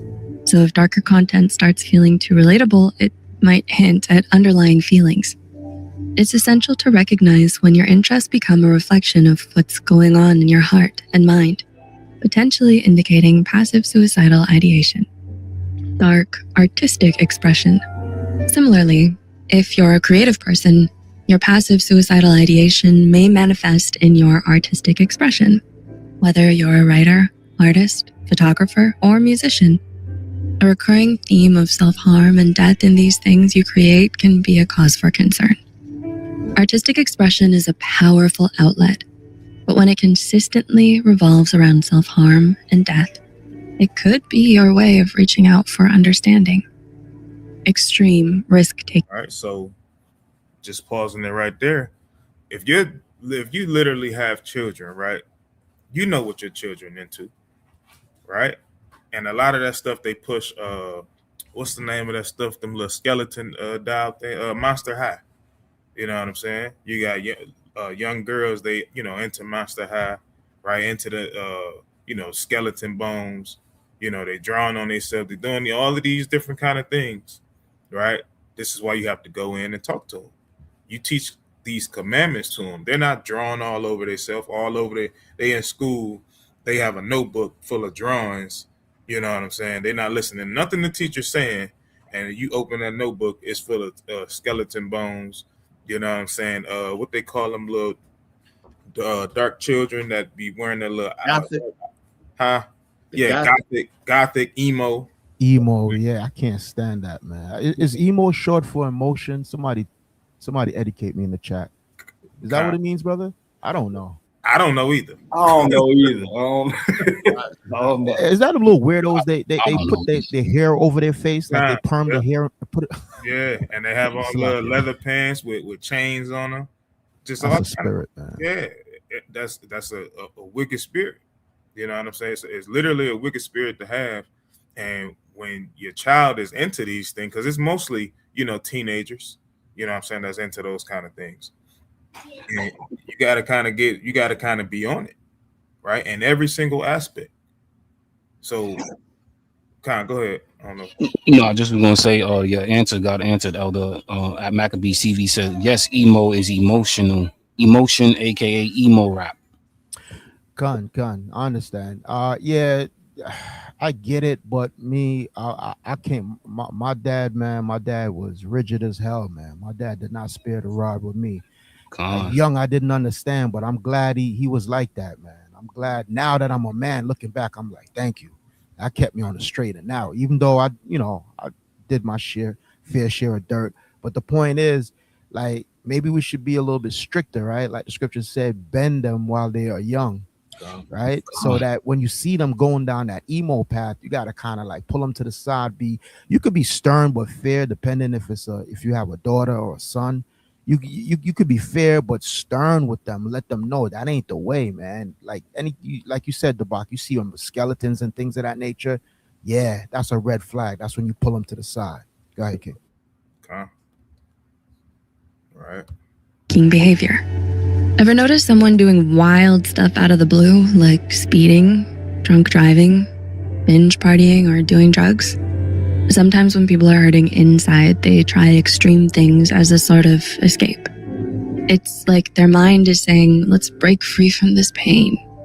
So if you see a friend acting out like this, or notice yourself doing it, there might be more going on beneath the surface, such as passive suicidal ideation. So, have you spotted these signs in yourself or someone you know? Please share your thoughts in the comments down below. All right, so a whole bunch of partying, speeding, right? Which leads me to this, right? So let me bring this out, right? So this is literally at the end of their so-called 2025. I think this happened like November, right? And these next two things I'm gonna show is literally they're ex-football players, right? So the first one, Dallas Cowboy player, nothing but 24 years old. You know what I'm saying? So let's watch this. The family of a Dallas Cowboys player who died overnight is breaking their silence. In a post, they confirmed the death of Marshawn Kneeland. They called the 24-year-old kind, determined, humble, and full of love. Yes, DPS says Kneeland died by suicide after a chase in Collin County. Our Meredith Yeomans has new video from that chase and how Kneeland's being remembered. A memorial for Marshawn Kneeland. Marshawn Kneeland will cover it for a touchdown. A defensive end for the Dallas Cowboys who died just 2 days after scoring his first NFL touchdown. I texted him Tuesday, giving him a congrats on his first touchdown. Jabbar Mayhew is a friend and Kneeland's high school strength and conditioning coach in Michigan, who Kneeland gave credit to during an NBC5 Sports interview last year. He's one of the reasons I am this big to even be able to do that. Mayhew says Kneeland was hardworking and determined to succeed. Honestly, I feel like a lot of people got to see him play, but I felt like with the time we shared together, I had the best seat in the house, you know? Wednesday night, DPS says it tried to stop a vehicle for a traffic violation on the Dallas North Tollway near Keller Springs, but the driver refused to stop. Newly released NTTA video shows troopers pursuing a vehicle, but DPS says the chase stopped when troopers lost sight of it. Minutes later, they found the vehicle, crashed and abandoned along the tollway near the Star. Police dispatch relaying a message from one of Kneeland's friends. They just received a text from him, a group text saying goodbye, concern for his welfare. DPS says Kneeland was found during a search of the immediate area around the crash, dead from a self-inflicted gunshot wound. What did you think when you heard about the circumstances? It's just not, it's like, I don't even know if it's real. You know what I'm saying? Disbelief. I could stop it right there. You know, we get the drift, right? Self-inflicted, right? It's literally, and what was the last thing from that other video? It's literally driving crazy, right? Now, when you go more into this story, which I'm not going to do now, of course, but you go more into it, it tells you that the brother was struggling with the death of his moms, right? This is another thing that happens in our community that we don't know, right? And I'm talking about in and out the Israelite community, right? We don't know how to deal with death, right? We don't know how to deal with death. And some people it's going to affect more than others, right? So it goes back into checking to make sure brothers and sisters is good, right? Making sure, especially when it's in your own household too, right? You make sure that they're good. You ask, hey, you good today? You okay? You know, you need to talk about anything, whatever the case may be. Because a lot of people, they don't understand the concept of death. And then even when you do understand the concept of death, right, it still hurts, right? It still hurts. Some people not as strong as others. You know what I'm saying? So we got to make sure that we're good as a people. You know what I'm saying? So death is another thing to look out for when anything happens, because almost at any point you have to consider almost everybody, especially like close-knit family, you have to consider them suicidal in a moment like that. You know what I'm saying? Hey, my child not here. I don't want to be here no more. Something happened to my mom's, something happened to my dad. What am I supposed to do now? Right? I leaned on them for everything. This is why you're supposed to lean on the Most High. Right? This is why you're supposed to lean on the Most High and not put your trust in man. Hey, can I bring something out real quick? Huh. Because it is a difference, right? You sometimes got people that's brave, that would be willing to die bravely. That is not necessarily killing yourself when you put your life on a friend. When I'm talking about righteous ways, I'm not talking about going in the street and you say, and he in some trouble or she in some trouble, and you just like, hey, I'm gonna die with you. That's foolish. You know what I'm saying? The Bible says, do not go into the multitude to do evil. You know what I'm saying? So, but what I'm saying is when you die and put your life on the truth for the Most High, because there's nothing wrong with that position. But the position of when we just want to take our lives over selfish reasons, and because we want to be weak like the nations, right? Because what was it? And in Genesis 25:23, it says 2 nations that are be in your womb. Yeah. And one's going to be stronger and the other one's going to be weaker, right? So the weaker is always the other nations, right? Their mindset, they can't handle what we can handle. What we're going through, they can't put their foot or their mouth to even think they can walk in our shoes, because they'll all kill themselves. You know what I'm saying? That's why they can't handle when they missing a few $100s out their bank account. They ready to hit some drugs and ready to take themselves out and ready to jump off a high rise. Like, they can't handle what we have. But one thing that I do know that it's brave men that died for the nation of Israel, right? To save Israel, right? So let me get 2 Maccabees real quick, chapter 6. And you can start at verse 18. I think he was a priest, if I'm not mistaken.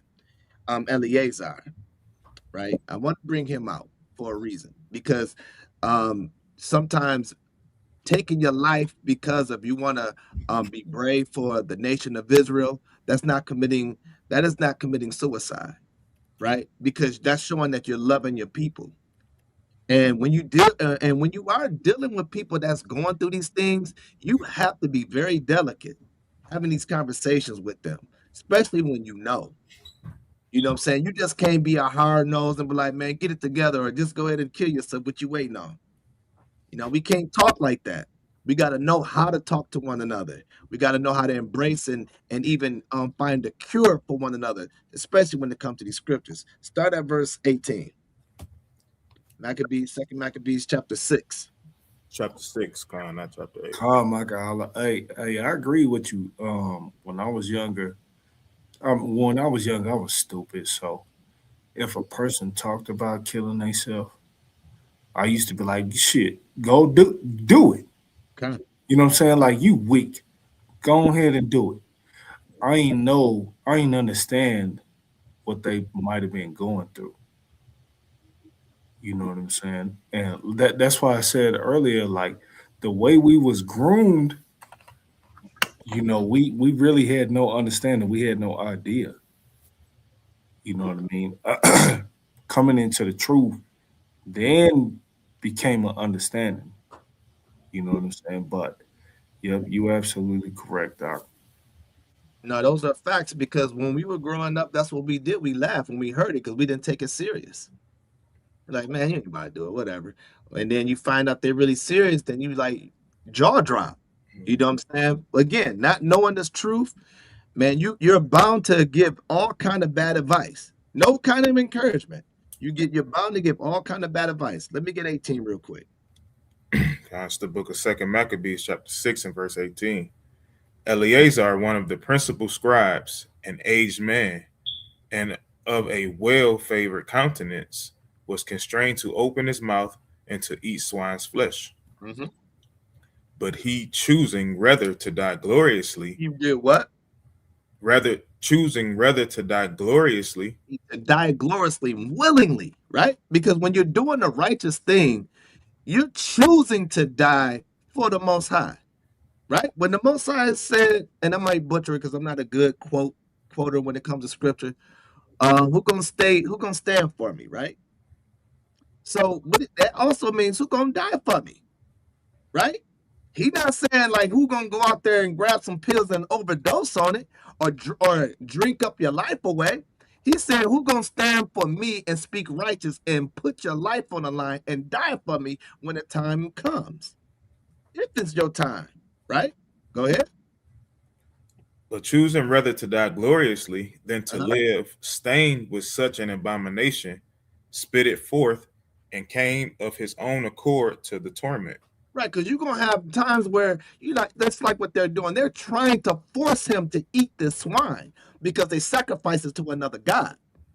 See, and these are the righteous moments of being brave. Like, hey, I'm not giving in to that. Like, if you're going to kill me, then you're going to have to do what you got to do because I'm not about to leave. I'm not about to be listening to you eating this, and I know it's an abomination according to our God, right? Go ahead. As it behooved them to come that are resolute to stand out against such things as are not lawful for love of life to be tasted. But they that had the charge of that wicked feast, for the old acquaintance they had with the man, taking him aside, besought him to bring flesh of his own provision, such as was lawful for him to use, and make as if he did eat of the flesh taken from the sacrifice commanded by the king, that in doing so he might be delivered from death, and for the old friendship with them find favor. But he began to consider discreetly, and as it became his age and the excellency of his ancient years, and the honor of his gray head, whereunto he was come, and his most honest education from a child, or rather the holy law made and given by word. Therefore he answered accordingly and willed them straightways to send him to the grave. Hey, he like, hey, just take me out because I'm not doing it. That's a bravery way of leaving the earth. That's not killing yourself. See, when you're trying to kill yourself, and like it been said on this panel, it's because you don't even know how to handle life. The Most High said, choose life or death. When you don't understand what life is really about, then guess what? Your mindset is going to go in that rabbit hole. When you don't understand that you are committed to be a follower of the Most High, a ruler of this earth, and you don't understand these things, then guess what? When you see the trials and tribulations, you have nowhere to go. So the best place to go is for you is to leave out of here. But you got a man like this that say, like, in old age, like, no, I'm not going to eat this. So if you're going to kill me, go ahead and kill me. You want to die for something that's right. You don't want to die for something because you just want to be angry and selfish about everything, and you don't even know how to come to a neighbor and speak your problem. Right? Salaki. Gun, I agree with you, King. I agree with you a whole lot. Salakia Michaela. I just wanted to say this, man. When you read the scriptures, right, and when it deals with suicide or things of that nature, right, it normally is in two categories, right? It's either some type of you're dying honorable, like what Sergeant Michaela just brought out, or it's some type of shame or wrongdoing. We all know the perfect example of that, right? We know who that is. The one that shall be not named Judas in the book of Matthew 27. That's the perfect example of somebody dying in shame. Because when you look at Matthew 27, 3 on down, I believe, it tells you that Judas, after he sold Yahushua out, then the spirit jumped on him. He's like, damn, I did the wrong thing. And after he gave back the 30 pieces of silver, right, then he hung himself, right? So that's a form of shame. And there's other instances too. I had this. I was going to bring this out, but for the sake of time, I won't. But 2 Samuel and also 1 Kings talk about men killing themselves out of shame because of betrayal. But you also have honor, such as what the brother brought out. There's another scripture in 2 Maccabees that showed another man who also would rather die than let the enemy kill him. Those are honorable ways of dying. So I agree with what you're saying, Michaela. That's perfect. But when you put that in the lens of today, 2026, our people, they not even in the spirit like to ready to die for the Lord. Most Negroes, they rather die for a flag or die for whatever the case may be. Nowadays, because the so-called war is going on, right? People are going to die for a country. Not even so much the Most High, right? So we got to look at this in the lens of modern time now. It's not so much honor anymore. So that leaves one thing left: shame of wrongdoing. That's what suicide is kind of lumped into now. Brothers and sisters, they feel the shame of doing something wrong, or they're leaning on their own understanding. Slakia, Mike Ali, you wanted to say something? Carl, I was going to say the question that's going to be posed. So us in Israel, we have an understanding of these things, right? We have a very clear understanding to die with honor and to not die with honor. You know what I'm saying? But let's say you have a family member that falls into these categories and they become suicidal and they not in the truth, but you love them. This is what a lot of Israel is going to, that's the question that a lot of Israel is going to pose, because they're going to be like, I love them, me and my cousin or something like that is very close. And they decided to make this decision, but they wasn't in the truth. So they're not going to follow the things that the Most High said. You see what I'm saying? Wow. And even at that point, this is why we literally, gotta be watchmen. You know what I'm saying? Like I started out the class literally with Ezekiel. You know what I'm saying? Because at the end of the day, we're not only just watching out for the righteous, right, or for the ones that's attempting to follow commandments. We're watching out for everybody. We have to go out and warn everybody. You know what I'm saying? Not to do wickedly. You know what I'm saying? So when we see all of these things happening with these football players, it's another one that I'm gonna show. I won't. Ain't no video really for it. But literally 3 weeks ago, right? That's not it. So 3 weeks ago, this brother, right, Rondell Moore. So this is another young brother. I think he was 25 or 26 years old, right? It literally, he got hurt, right? And then just as, like I said, I think it was about 3 weeks ago, right? He did, same thing, self-inflicted gunshot wound, right? Now, I haven't necessarily went into this story, but my guess is what the sisters was putting in the chat, right? When they was, talking about the different drugs that's being prescribed, things of that nature, right? This is somebody that tore his ACL, right? This past football season, right? And then I think the year before he hurt himself, you know what I'm saying? And he was out for the entire year again, right? So just imagine you literally taking these pain meds that they're giving you and all of these different things. And then on top of you not being able to go out and do what you train to do, right? You train to be a football player. This is your life. This is your job. You know what I'm saying? So now you're feeble-minded, and now you're literally like, man, I can't take this 2 years in a row of this happening to me. You know what I'm saying? You never really know what somebody's dealing with, right? So this is why it's important when Sister Malika does the classes on these different herbs, because we don't need the medicine, right, to literally live, right? You do it for when you literally in whatever pain or ailment that you're dealing with, and then you get off of it. Because these are the things that start to happen. It starts to create crazy thoughts inside your mind. Right? It starts to create crazy thoughts inside your mind. Now, you don't even know what to do no more. Right? You're too prideful to talk to other people. Right? So let's go real quick. I'm going to go to Sirach, right? And I'm going to verse 37 because this is important. And while you bring it out, let me finish my point, what I was trying to get, right?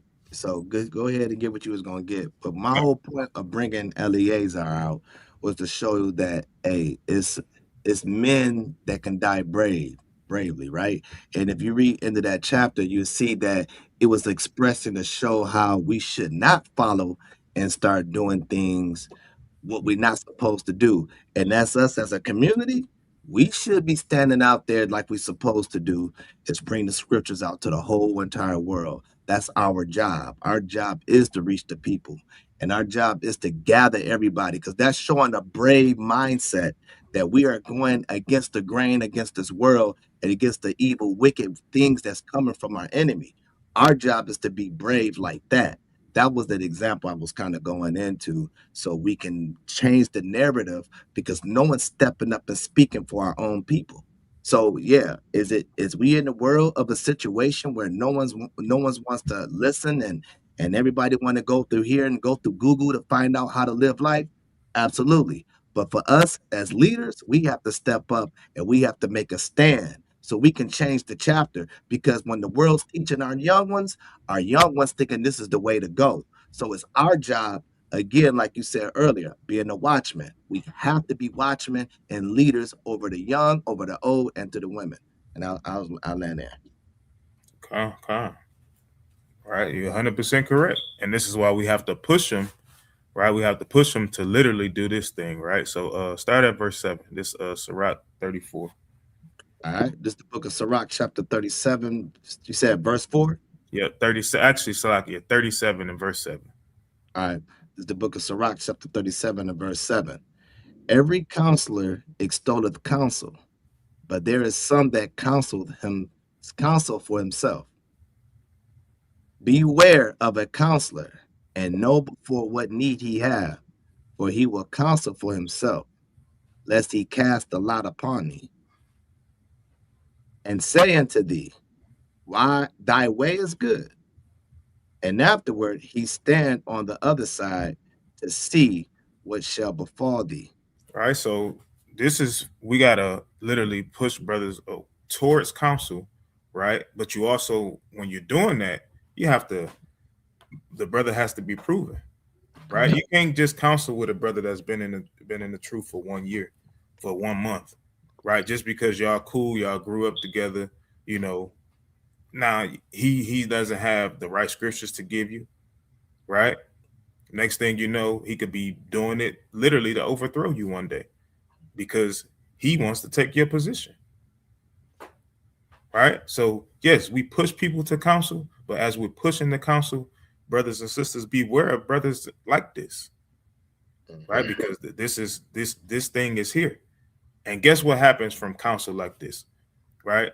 once the brother found out, again, you crossed me, you did this, you did that. Hey, don't nobody love me. That's going right back into that rabbit hole. Right? It's like a circular thing. Right? All of these things are involved with brothers and sisters not wanting to be here no more, wanting to take themselves out. Right? Real quick too, because I want to get this, just for the sake of time. I wanted to pull this up because I know Micah Allah was talking about the different numbers, right? So this 2024, right? So it's the suicide death and death rates per 100,000 population by death and ethnicity, right? And then also Elder Zahab even mentioned this, right? And even said, like, this is the spirit of Esau. We can see this number, right? I can't highlight it, but this number out of, right, 48,824 in the United States, out of those is 36,500, right, of Esau, right? That's literally about 65 to 70%. This is literally, suicide is literally the spirit of Esau, right? And of course, over time, our numbers and things of that nature, they started to climb up, right? But you have Black and Hispanics, you know what I'm saying? Blacks is about 3,800 of those that was reported in 2024. Hispanics, 5,300. You know what I'm saying? So these numbers, they did start to rise for us. But again, this is the spirit of Esau. We're not to take on that spirit, right? We're created stronger than that. Our ancestors literally were slaves on a slave ship, right? That literally, I'm talking about, it's some that made it from the time that they left, right, till they got into the shores of West Virginia, right? From the time that they left, they made it and they survived those different conditions. Look at our people in the wintertime, right? You just go to your local gas station or liquor store, right? You see this same person out here, they're surviving winters, right? In states where it gets negative degrees. And then we not talking about, they going into side of a shelter, right? They're literally outside. They're in that same spot. When you get up in the morning to go to work or something, you stop at a gas station, they're in that same spot, right? Look at how strong we are as just on a flesh level, right? But that's how much more stronger we can be when we has the spirit. You know what I'm saying? So we gotta realize these things, man, and we gotta start like talking about these things, you know what I'm saying, especially with brothers and sisters in the truth, and especially out the truth. You know what I'm saying? Because we recognize, you can see certain signs. We can't be blind and caught off guard when things happen. You know what I'm saying? If somebody is, inside your family, right, and they're literally, they do this thing, right? I heard something go off. I don't know what that was. I don't know what that is. Right? I heard I don't know what that is. Yeah, I heard it too. Hey, somebody is in here. Just say one. So it is. You got to scroll down some, Debat. Hey, Debat, can I add to that? I want to read some. You want to pull it up? You can show your screen. You'll be able to share your screen. Okay. Yeah. There we go. Y'all see that? Okay. This is just an overview, right? It says suicide rates for Black and Hispanic population in the U.S. generally lower than for white and Native American populations, but they are rising significantly. Between 2018 and 2021, suicide rates increased by 19.2% for Black individuals and 6.8% for Hispanic individuals. Statistics include a 37% surge in suicides among Black youth 10 through 24 years old from 2018 to 2021. and high rising rates among Black and Hispanic males. Says rate data, the age adjusted suicide rate for non Hispanic, Black, or African American persons was 8.7 per 100,000, increase from 2018 to 2021. The rate increased from 7.3 to 8.7. Let's drop down a little. Hold on, Slaki. Could you go back up a little bit, King? Just a little bit. Right there. Stop. Yeah. Where it says, oh my God, you just had it. Right there, youth and gender. You see that right there, King? Yep. Did you read that? Absolutely. Black individuals aged 10 through 24 saw a 37% increase in suicide rates between 2018 and 2021. See what I'm saying? Remember what I was saying, brothers and sisters, about the adolescent, anywhere between preteens going into their early 20s. Remember I was saying that earlier? All praise to the Most High. Now look, this data is being brought out to show proof. 37% increase. That's when they at the age they feeling themselves.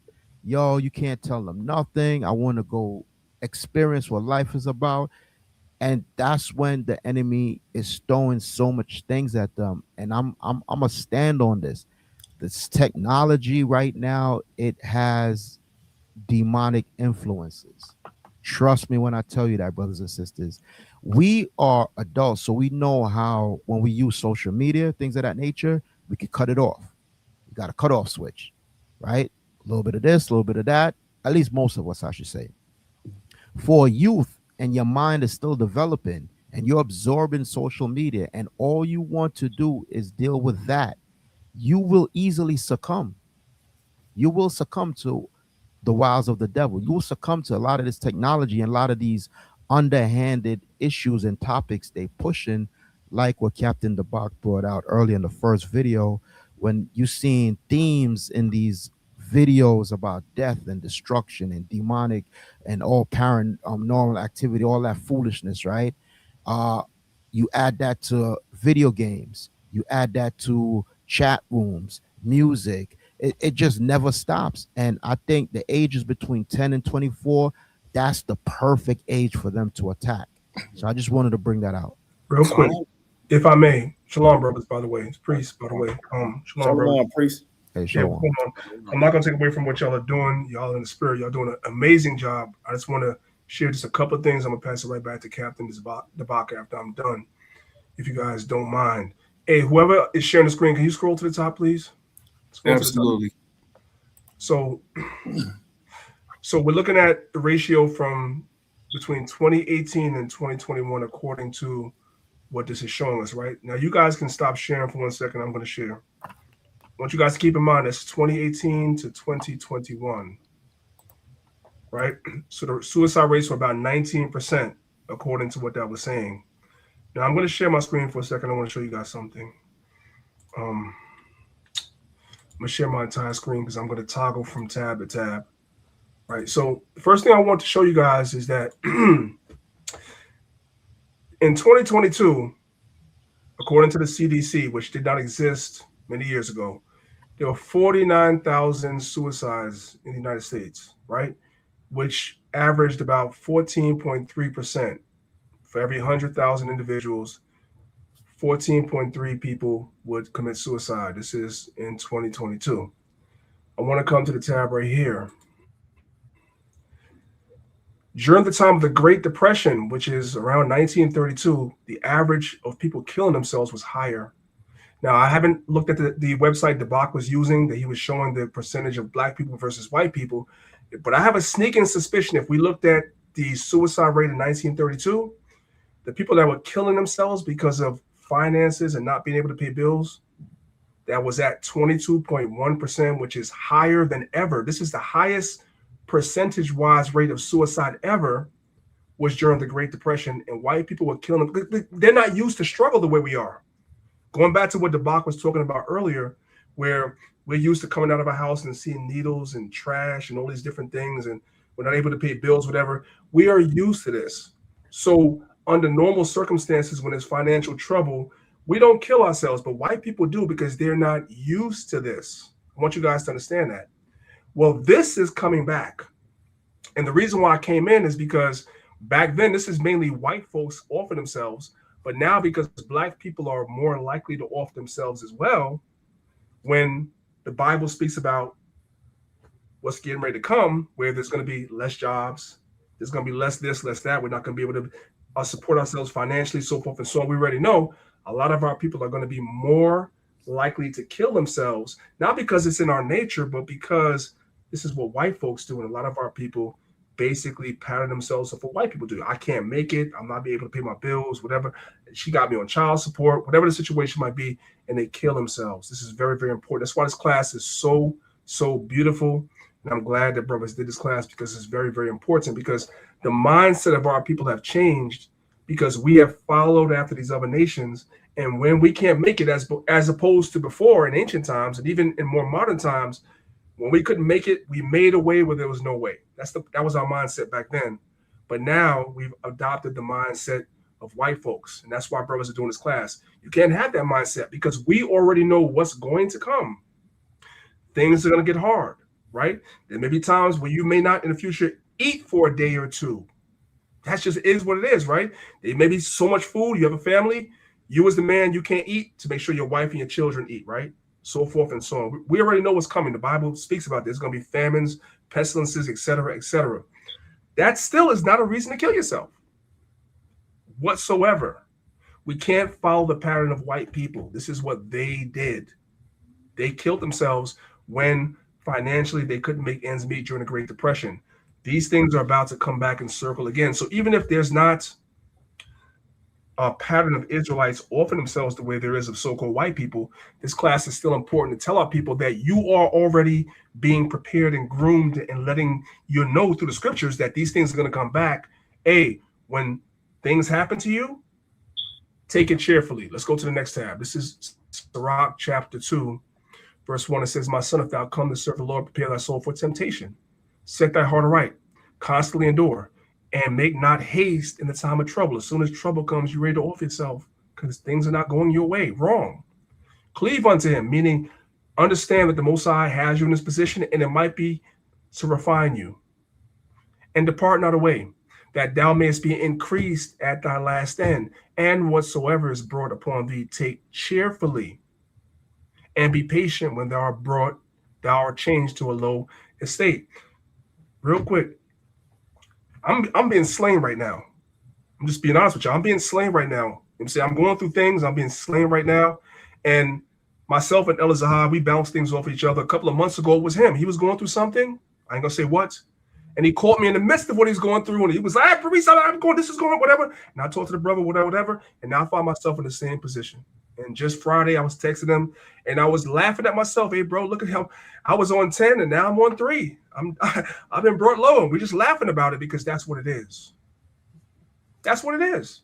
So take it cheerfully. The scriptures warn us. Don't be like the other nations and want to off yourself just because you're going through something. It's okay.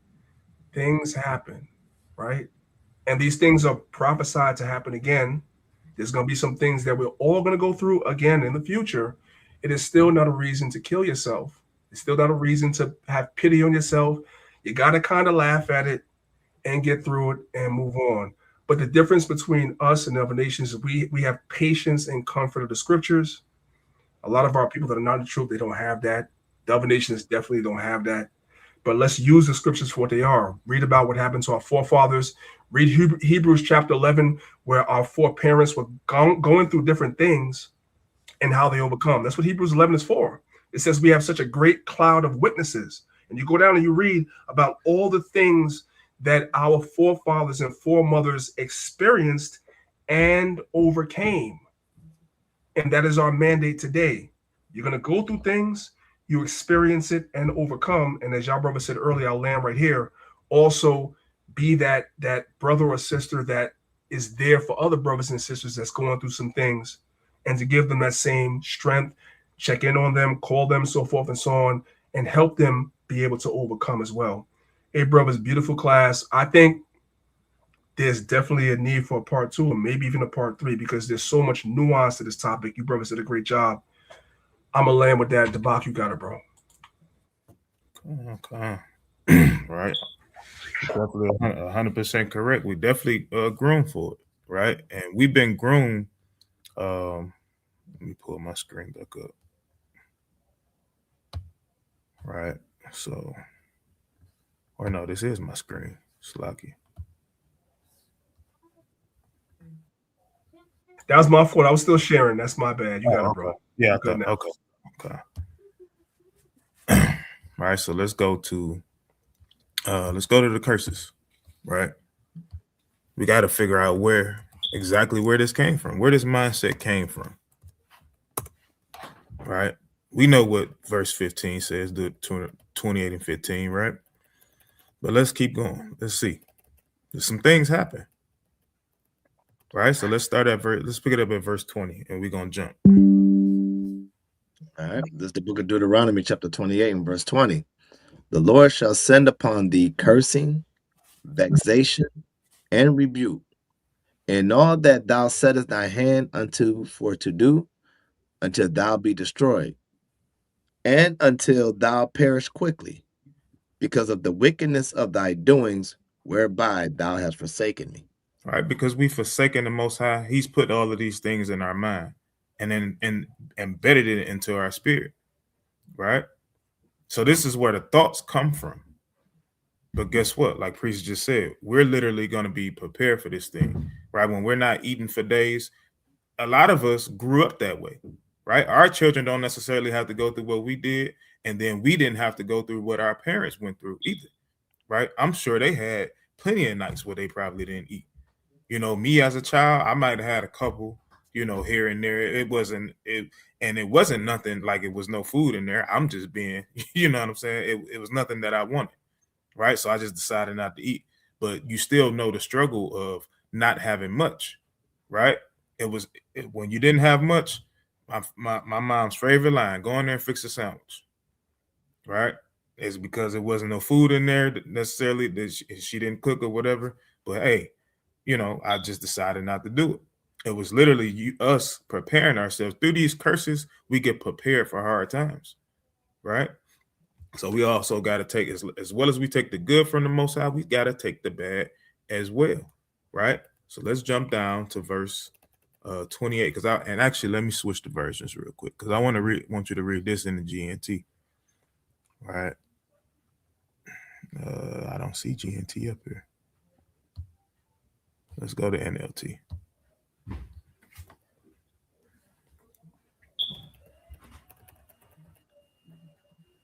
All right, so go ahead. 28. All right, this is the book of Deuteronomy, chapter 28 and verse 28. The Lord will strike you with madness, blindness, and panic. Madness, blindness, and panic. Right? You're gonna panic when these things come upon you. Right? This is literally a curse. And a lot of people don't realize that this is why we have to, literally go through things with one another. We can't look down on the next brother or sister because they're dealing with something, because they're not responding in the way that you would respond, right? Just because you wouldn't respond with killing yourself don't mean somebody else wouldn't, right? So we have to take that and we have to literally, as a matter of fact, instead of just quoting it, let's grab it. Ecclesiastes chapter 4. All right, 4 and verse 9. All right, that's the book of Ecclesiastes, chapter 4 and verse 9. Two people are better off than one, but they can help each other succeed. Go ahead.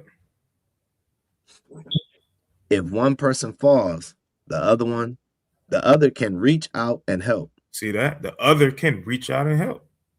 You can't be in this truth alone, right? You can't be in this world alone. Go ahead.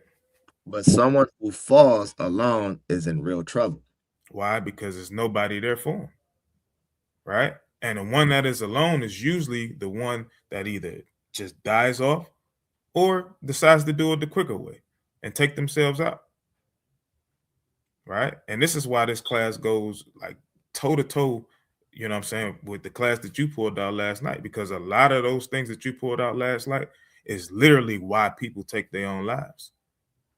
Right? But we got to understand and literally, be I'm trying to find the exact word to use, but we just got to be there for one another. Right? We got to be there for one another. Salakia, Cap, can I add to that real fast? Go ahead. Can you pull up 2nd Esdras 14 and 17? 14 and 17. That's right.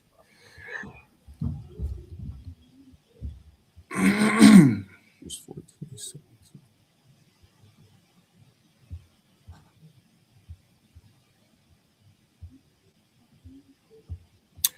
And the reason I'm pulling this is because, we talked about the generations below and stuff like that, and Kevin DeBach is talking about how we got to be there for one another.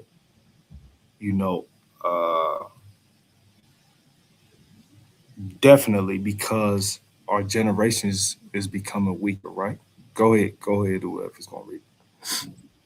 Just the book of 2nd Ezra, chapter 14 and verse 17. But look how much the world shall be weaker through age. So much the more shall evils increase upon them that dwell therein. See what I'm saying? So through generations, it's going to become weaker. And it's easier for evil to trickle upon them. You see what I'm saying? They become more and more vulnerable.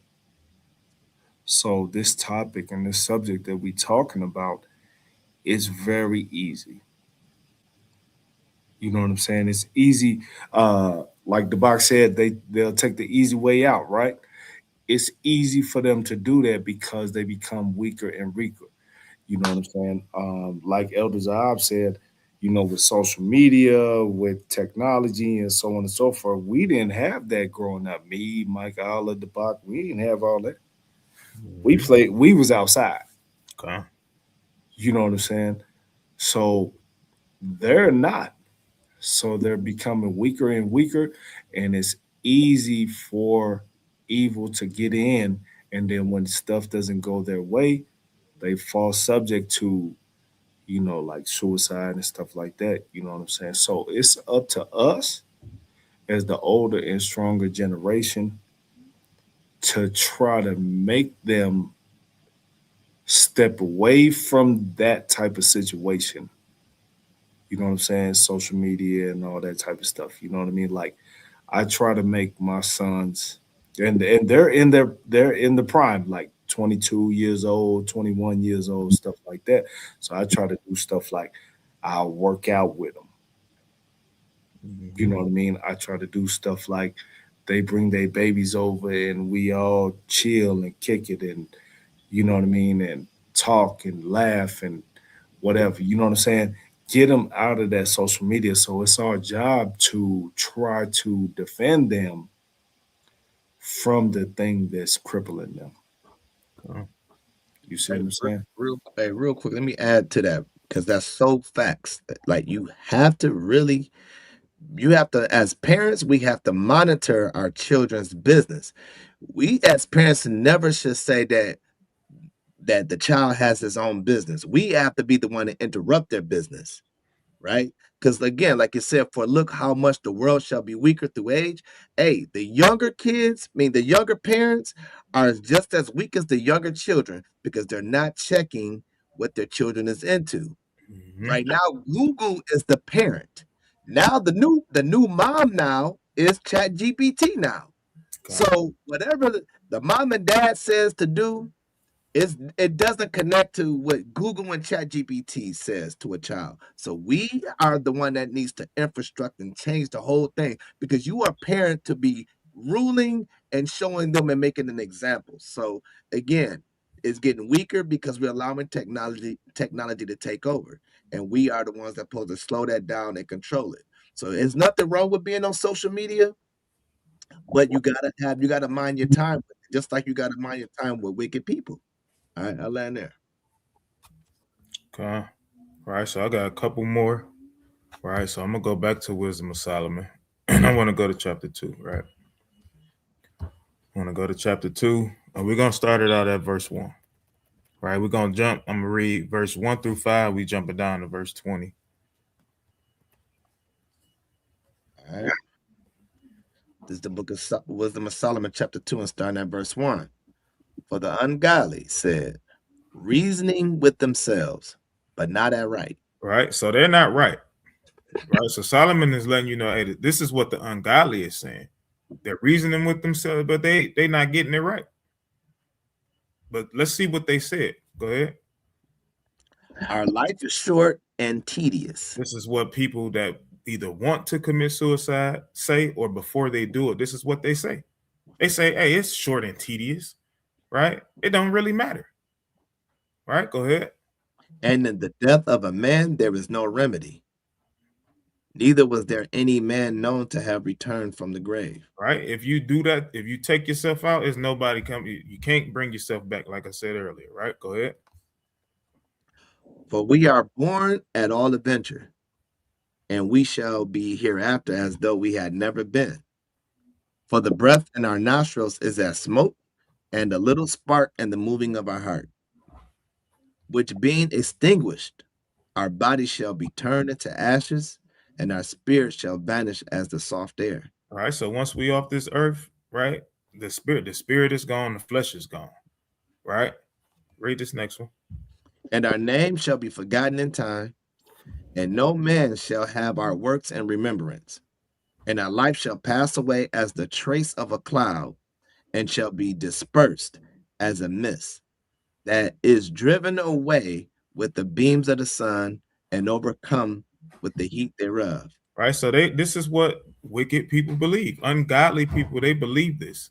But when we read in Proverbs, right, it literally says that a good name is better than precious gold. Right? I might be butchering it, but that's what it says. It's a good name is better. Why? Because that name is going to live forever. You know what I'm saying? Whether it be through just you, whether it be through your children, right? Through the generations to come, that name is going to live forever. We're still talking about Moses and Abraham right now today. Right? We're still talking about Yahushua right now today. Those names are in remembrance. Right? So we shouldn't think like this. This is why Solomon is writing this. We shouldn't be thinking like this. All right, keep going. For our time is a very shadow that passes away, and after our end there is no returning. For it is fast sealed, so that no man cometh again. All right, read the next one. Come on, therefore, let us enjoy the good things that are present, and let us speedily use the creatures like as in youth. All right, go ahead. Let us fill ourselves with costly wine and ointments. All right, let us get drunk. Right? Let's go party.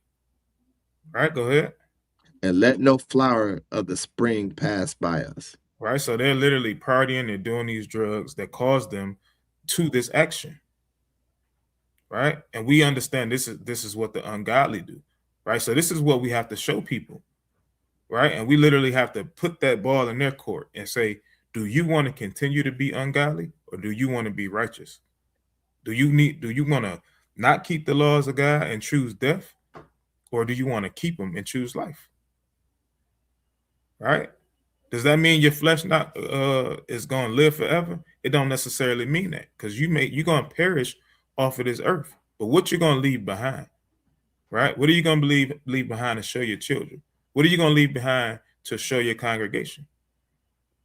Right? You can literally teach from the grave. Right? This is why these classes is being put out here. Right? Because it may come a day that we're not here anymore. And what are you going to have to go back to? What are you going to have to go off of? Right? So this is why it's important to not only just be in class, right? Take notes. Right? Go back and watch classes over and over again. Right? This is why I pulled up the class the priest did. Right? I think it was about 13, 14 years ago, it said. Right? I pulled it up because at the end of it, it's something that was put out there. And guess what? You can take it, you can build on it. Right? Until you perfect it. So let's jump down verse 21.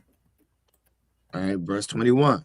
Such things they did imagine and were deceived, for their own wickedness have blinded them. All right, go ahead. As for the mysteries of Yahweh, they knew them not. So they didn't know. They didn't know the mysteries. So they chose to off themselves. Right? They chose to do that. But since we know the mysteries of the Most High, guess what? It's our job to try to make sure that that don't happen, to try to bring as many back to righteousness as possible. All right, go ahead. Neither hope they for the wages of righteousness, nor discern the reward for blameless souls. For Yahweh created man to be immortal and made him to be an image of his own eternity. See that? We know that Yahweh don't die. Right? He created us to be just in his image of his own eternity. Right? But when we choose the ways of the world, this is the mindset we get trapped with.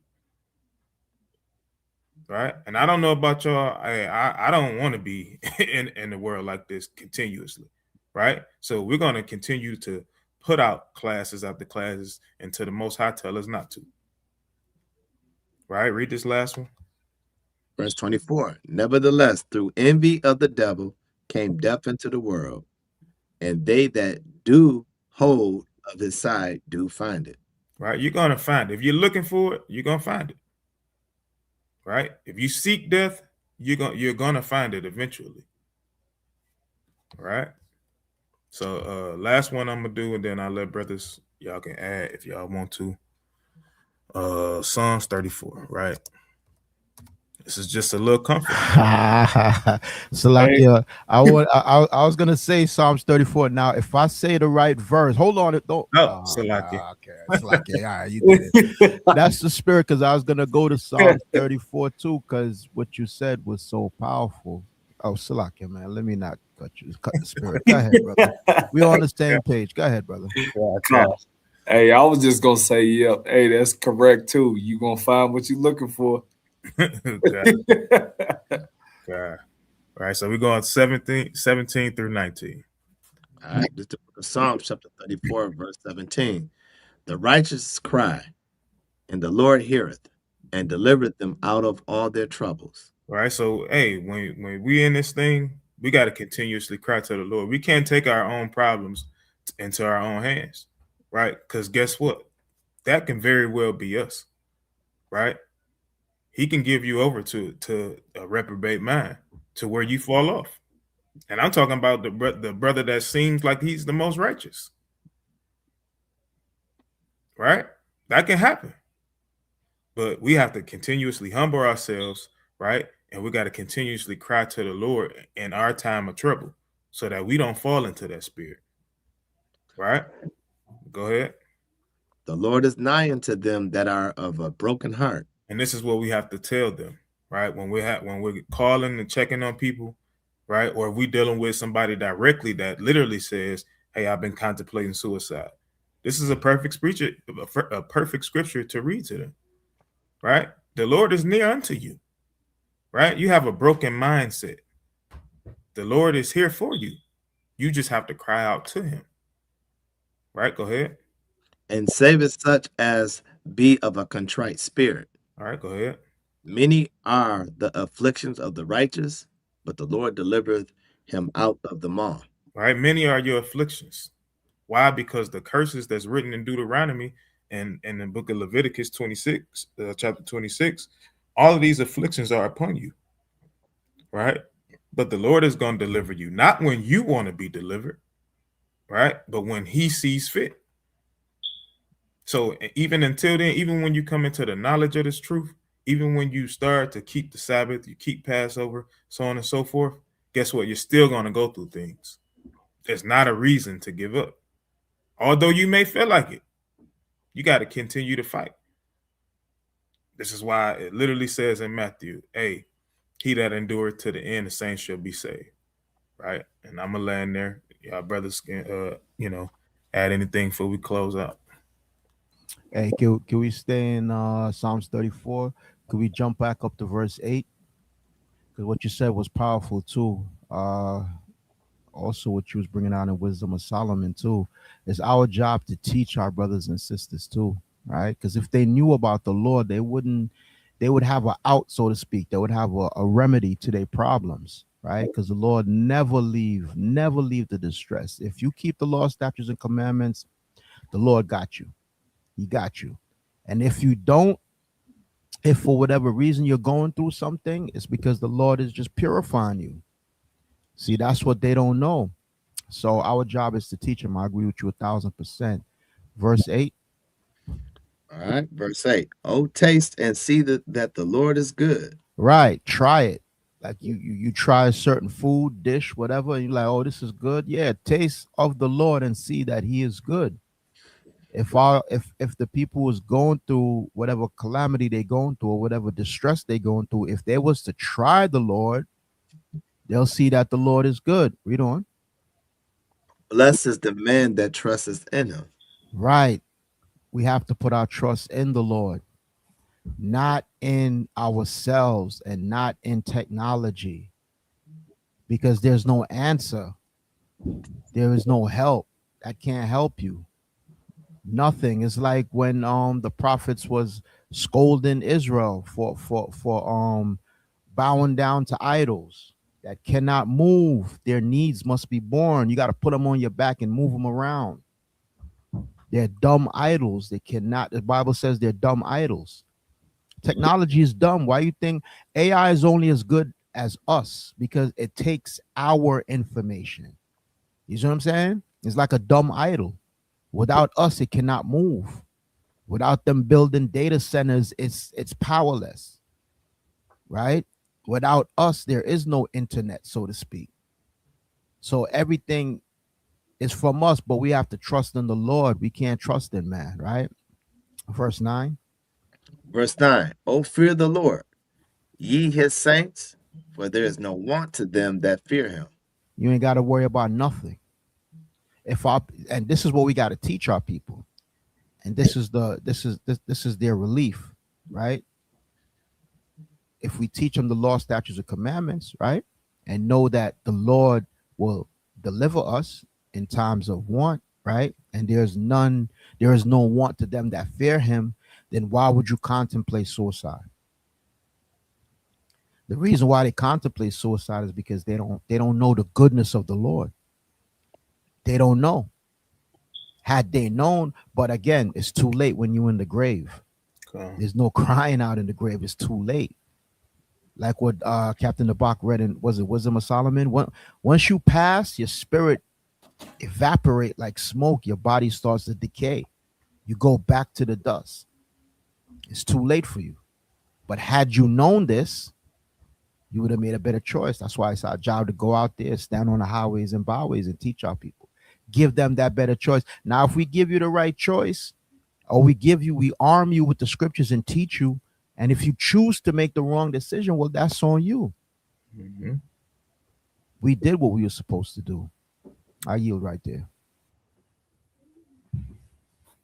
Let me get one real quick. Let me just get 1 Timothy chapter 6 and 12. We'll start at 11 and 12. You said chapter 6. Yeah. Just words of encouragement, because our people do need always encouraging, right? So let me get verse 11. It's the book of 1 Timothy chapter 6 and verse 11. But thou, O man of God, flee these things. Right. Flee from all these depressions, right? Flee from all the thoughts that we occur on a daily basis, right? You know what I'm saying? We got the scriptures to heal us. No matter what we need and whatever we're going through, the scriptures are here to heal us, right? Go ahead. And follow after righteousness. Right. That's the Bible, right? Godliness, faith, love, patience, meekness. When you understand the law, these are all 5 categories that we follow when we're going through the law, right? But go ahead.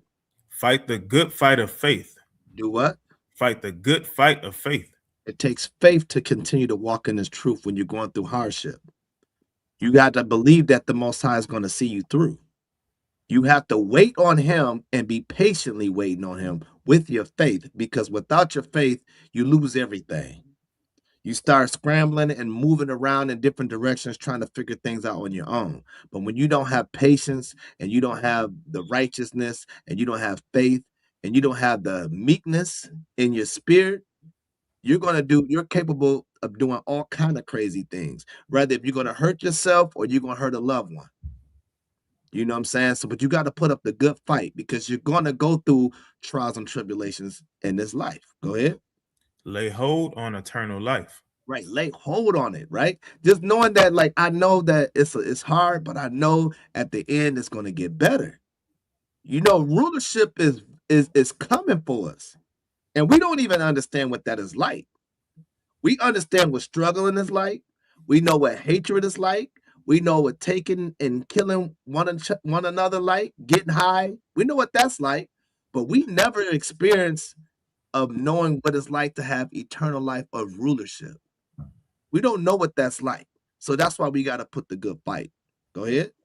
Whereunto thou art also called, and hast professed a good profession before many witnesses. Right. You have to be known. You have to be shown out there. How are we going to show it? Is go out there and start teaching and making classes.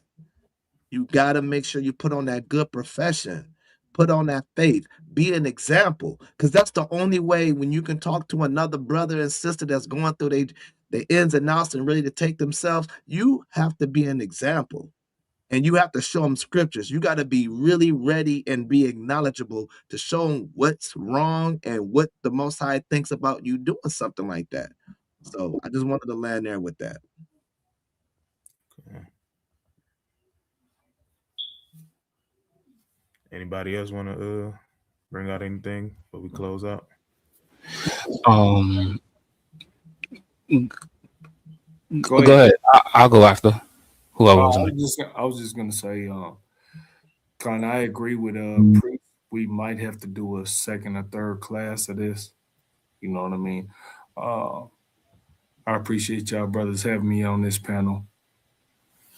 You know what I mean? And you know, let's keep putting in this work, man. Yep, great lesson, Captain DeBach. Great lesson. Definitely agree with Sergeant Michael Allah. Definitely need to be a part 2, part 3. Glad to be here. Would love to be here for the 2 and 3 parts. I just got 2 scriptures and I'm done. I want to do Deuteronomy chapter 10, oldie but goodie, classic, verse 12 and 13.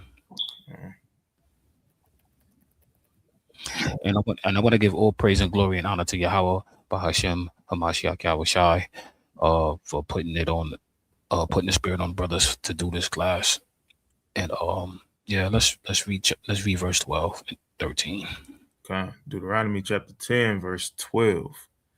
And now, Israel, what doth the Lord thy God require of thee, but to fear the Lord thy God, to walk in all his ways, and to love him, and to serve the Lord thy God with all thy heart and with all thy soul, to keep the commandments of the Lord and his statutes, which I command thee this day for thy good. The Lord's statutes and commandments, to love the Lord, to walk in all his ways, that's for our good. That's what it's for.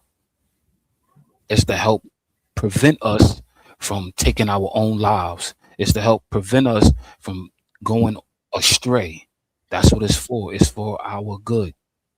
So we should be enduring this, and we should be doing this, keeping the commandments of the Lord and his statutes, which was commanded to us from the Most High God Yahweh. And I'll land with that. The water again, King. Con. Hey, all praise to the Most High, man. Beautiful class, King. Con, all praises. Great class. Everybody for stepping in. Great class, brother. Way to bring it up, man. Yeah, definitely appreciate all y'all brothers for joining. You know, I definitely wanted to bring it out this way, you know, because it's definitely a subject that more than one person can contribute to. You know what I'm saying? And whether they choose to share their own experience, you know what I'm saying, or just a different perspective, You know what I'm saying? It's no amount of different perspectives that could be, you know, satisfying enough for people. You know what I'm saying? So, and I will say that Captain Ira a couple weeks ago, when he literally knew that we was gonna do this class, he already told me. He literally said, "Hey, we got to do a part 2, King." He's like, "We got to do a part 2," and so you know, who's ever on that class, hey, it's all praise. If I may, if y'all brothers and sisters appreciated the class from these mighty teachers of Israel, man, I love these brothers, man. They gave the priests, you know what I'm saying? These brothers are great brothers, great classes. And by the way, if y'all enjoyed the classes, just understand these brothers do classes all week. So make sure that you're in the Friday night class, the Thursday night class, the Wednesday night class. Make sure that y'all brothers are in all these classes, and sisters. Subscribe to the channel. But if y'all want a part 2, can I see part 2 in the chat? Can we do that? Let's do that. If y'all want to see a part 2 in the chat, put part 2 in the chat. Hey, while they checking out the chat, there's so much stuff we didn't. I thought you was going one way, King. You went another way. I thought y'all was going this way. I was like, oh, because I was prepared for another way. But you know what? All praise. I was going to part 2. We see yeah, because y'all see that they need more. Yeah, man. Because there's some stuff I'm gonna talk to brothers about on a conference call tomorrow behind the scenes, because there's another dimension of suicide that's very touchy. We ain't gonna do it here. I'm gonna talk to them first. There is a dimension of suicide that's very touchy. So we have to really go in the scriptures and really extrapolate how even that touchy thing that might seem like that makes sense it's still wrong. I'll talk to y'all about that in the conference call tomorrow. But y'all seen the part 2s, right? They debak. You see that, right? They want you to run it back. So I'm waiting on the text. You to tell me, priest, I got the class. That's it. You're gonna run it. That's it. Hey, I just said that, right? The all praises. All praise to the Most High. Hey, the Most High gonna run it. So we need a part 2. Yo, man, it's a lot of death in the scriptures too that could be labeled as suicide, and we ain't even touch on too. We'll deal with that in part 2, because we ain't even touch on Saul. Saul fell on his own sword. Saul and his armor bearer. Bust his belly open. Another dude hung himself. I thought he was going to touch it. What was his name? That didn't Ahithophel. His counsel wasn't received. Yeah, Ahithophel. I got all that lined up. I got 2 Samuel. I have, but you know what though? It's good that we went in the spirit, because this brother, he took it to a place that's topical, that's right now dealing with young adults, dealing with different things of that nature that's going on right here, right now, that makes it timely. You understand? And maybe the next time we could go from a historical point of view. I mean, there's so many different ways we could take it, but at the end of the day, to the Abba be the glory, and I'm glad that people got edified and the word went out. We're gonna give y'all a spoiler alert though. Whatever way we take it, suicide is wrong regardless. So we're gonna hit every angle that y'all might think we're gonna hit, that the Bach is talking about, that Zahab is talking about. We're gonna do that. There's gonna be a part 2, maybe even a part 3. But spoiler alert, suicide is wrong every time. Doesn't matter why. But we'll leave that there. The Bach, you got it, man. That's it for me. Hey, Shalom, y'all, Shar Shabbat, y'all enjoy y'all Sabbath. Hey, and continue to get it in. You know what I'm saying? There's always, you can watch old classes. If you're gonna congregate. Hey, let's keep dedicating this day to the Most High. Hey, Debak, hold on before you go. I need for y'all brothers, when y'all take my Sabbath class, I need for y'all to promote y'all Friday classes, y'all Thursday classes. Y'all let them know that we don't do this just on Saturdays. We do this all week. So y'all let them know. You're right. You're definitely right. So literally starting out the week, the second day, as Elder Karab who call it, right?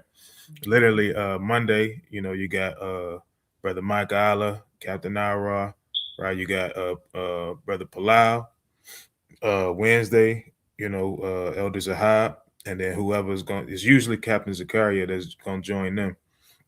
And then you got Thursday night with Mike Allah, Colorado. You got us, LOI Detroit. Subscribe to all the channels, right? LOI APM, LOI Colorado, LOI Detroit. I do want to say the water to all of the people. I meant to say this a couple weeks ago. You know what I'm saying? But I think it's definitely worth mentioning that, you know, we done reached over 300 subscribers since we've been doing this. You know what I'm saying? It was something that I never thought about, thought that it would even happen. But, you know, 300 people is a lot of people. You know what I'm saying? So if we reaching 300 or more, you know, it is what it is. All praise to the Most High. So, hey, just the water for the platform and everything. So I'm waiting for my invite to y'all Friday night class. I'm waiting for it. I'm gonna come there. We're gonna get to 1,000. Like, what we talking about? I was just about to say that. Let's push for 1,000. God. Easy. We're gonna do a mighty class on a Friday night, man. We're gonna do. I'm talking to y'all. We're gonna do a part 1 and part 2. The part 1 is gonna be Friday. Part 2 gonna be in my Sabbath class. We're gonna do a class. We have to watch both. We'll get to y'all to 1,000. That's what we're gonna do. We ain't gonna talk about it now. We're letting y'all know that's what we're gonna do though. Anyway. Priest. Priest, we gotta get you to stay up though. You know, you be up early. Priest be outside at 3 a.m. in the morning. He be outside. I do know. The Bach know though. Yeah, that's why. Yeah, he right about that. Hey, yeah, Priest, you be up early in the morning boxing and everything. I'd be like, man, I ain't even got the energy for that. Nah, but I want to get y'all brothers, man, right. So I'm gonna come in all y'all classes, man. We're gonna get y'all right. We're gonna get all the channels over 1,000 subscribers. That's the goal for 2026. We can get all the channels over 1,000 subscribers. Hey, if y'all have not subscribed to LOI Detroit, LOI Colorado in the chat right now, and some of y'all are guilty, you need to repent and believe the gospel. Believe the gospel, repent, be converted. You're not converted if you haven't subscribed. Damn right. Yeah, that's it. The pop, you got it, man. Okay. All right, y'all. We ain't gonna hold y'all no more. You know what I'm saying? Hey, definitely part 2. Look out for part 2. Is definitely coming. You know, whether it's the same brothers, whether it's different brothers, whether it's more brothers. You know what I'm saying? It's definitely coming. So, hey, be on the lookout. Hey, shalom, y'all. God, I praise shalom, y'all. Shalom. Shalom. Shabbat. Yabashim Shabrakatham. Spacious air, reflecting the way of life under the Florida sky. Even the lobbies funnel in the great outdoors.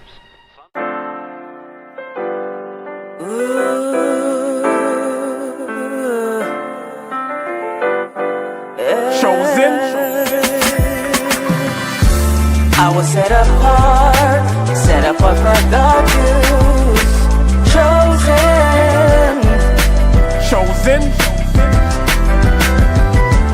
I was set apart for God's use. Formed in His image. Chosen.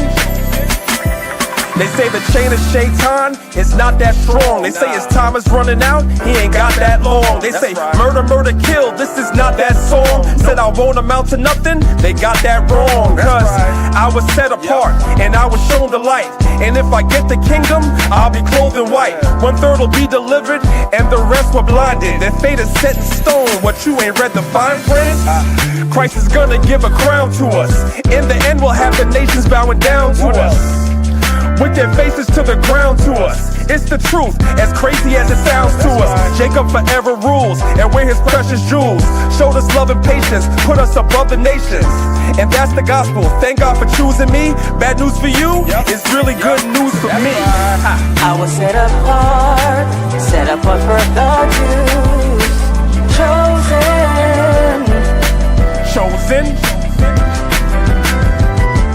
I was set apart for God's use. Formed in His image. Let me tell you why.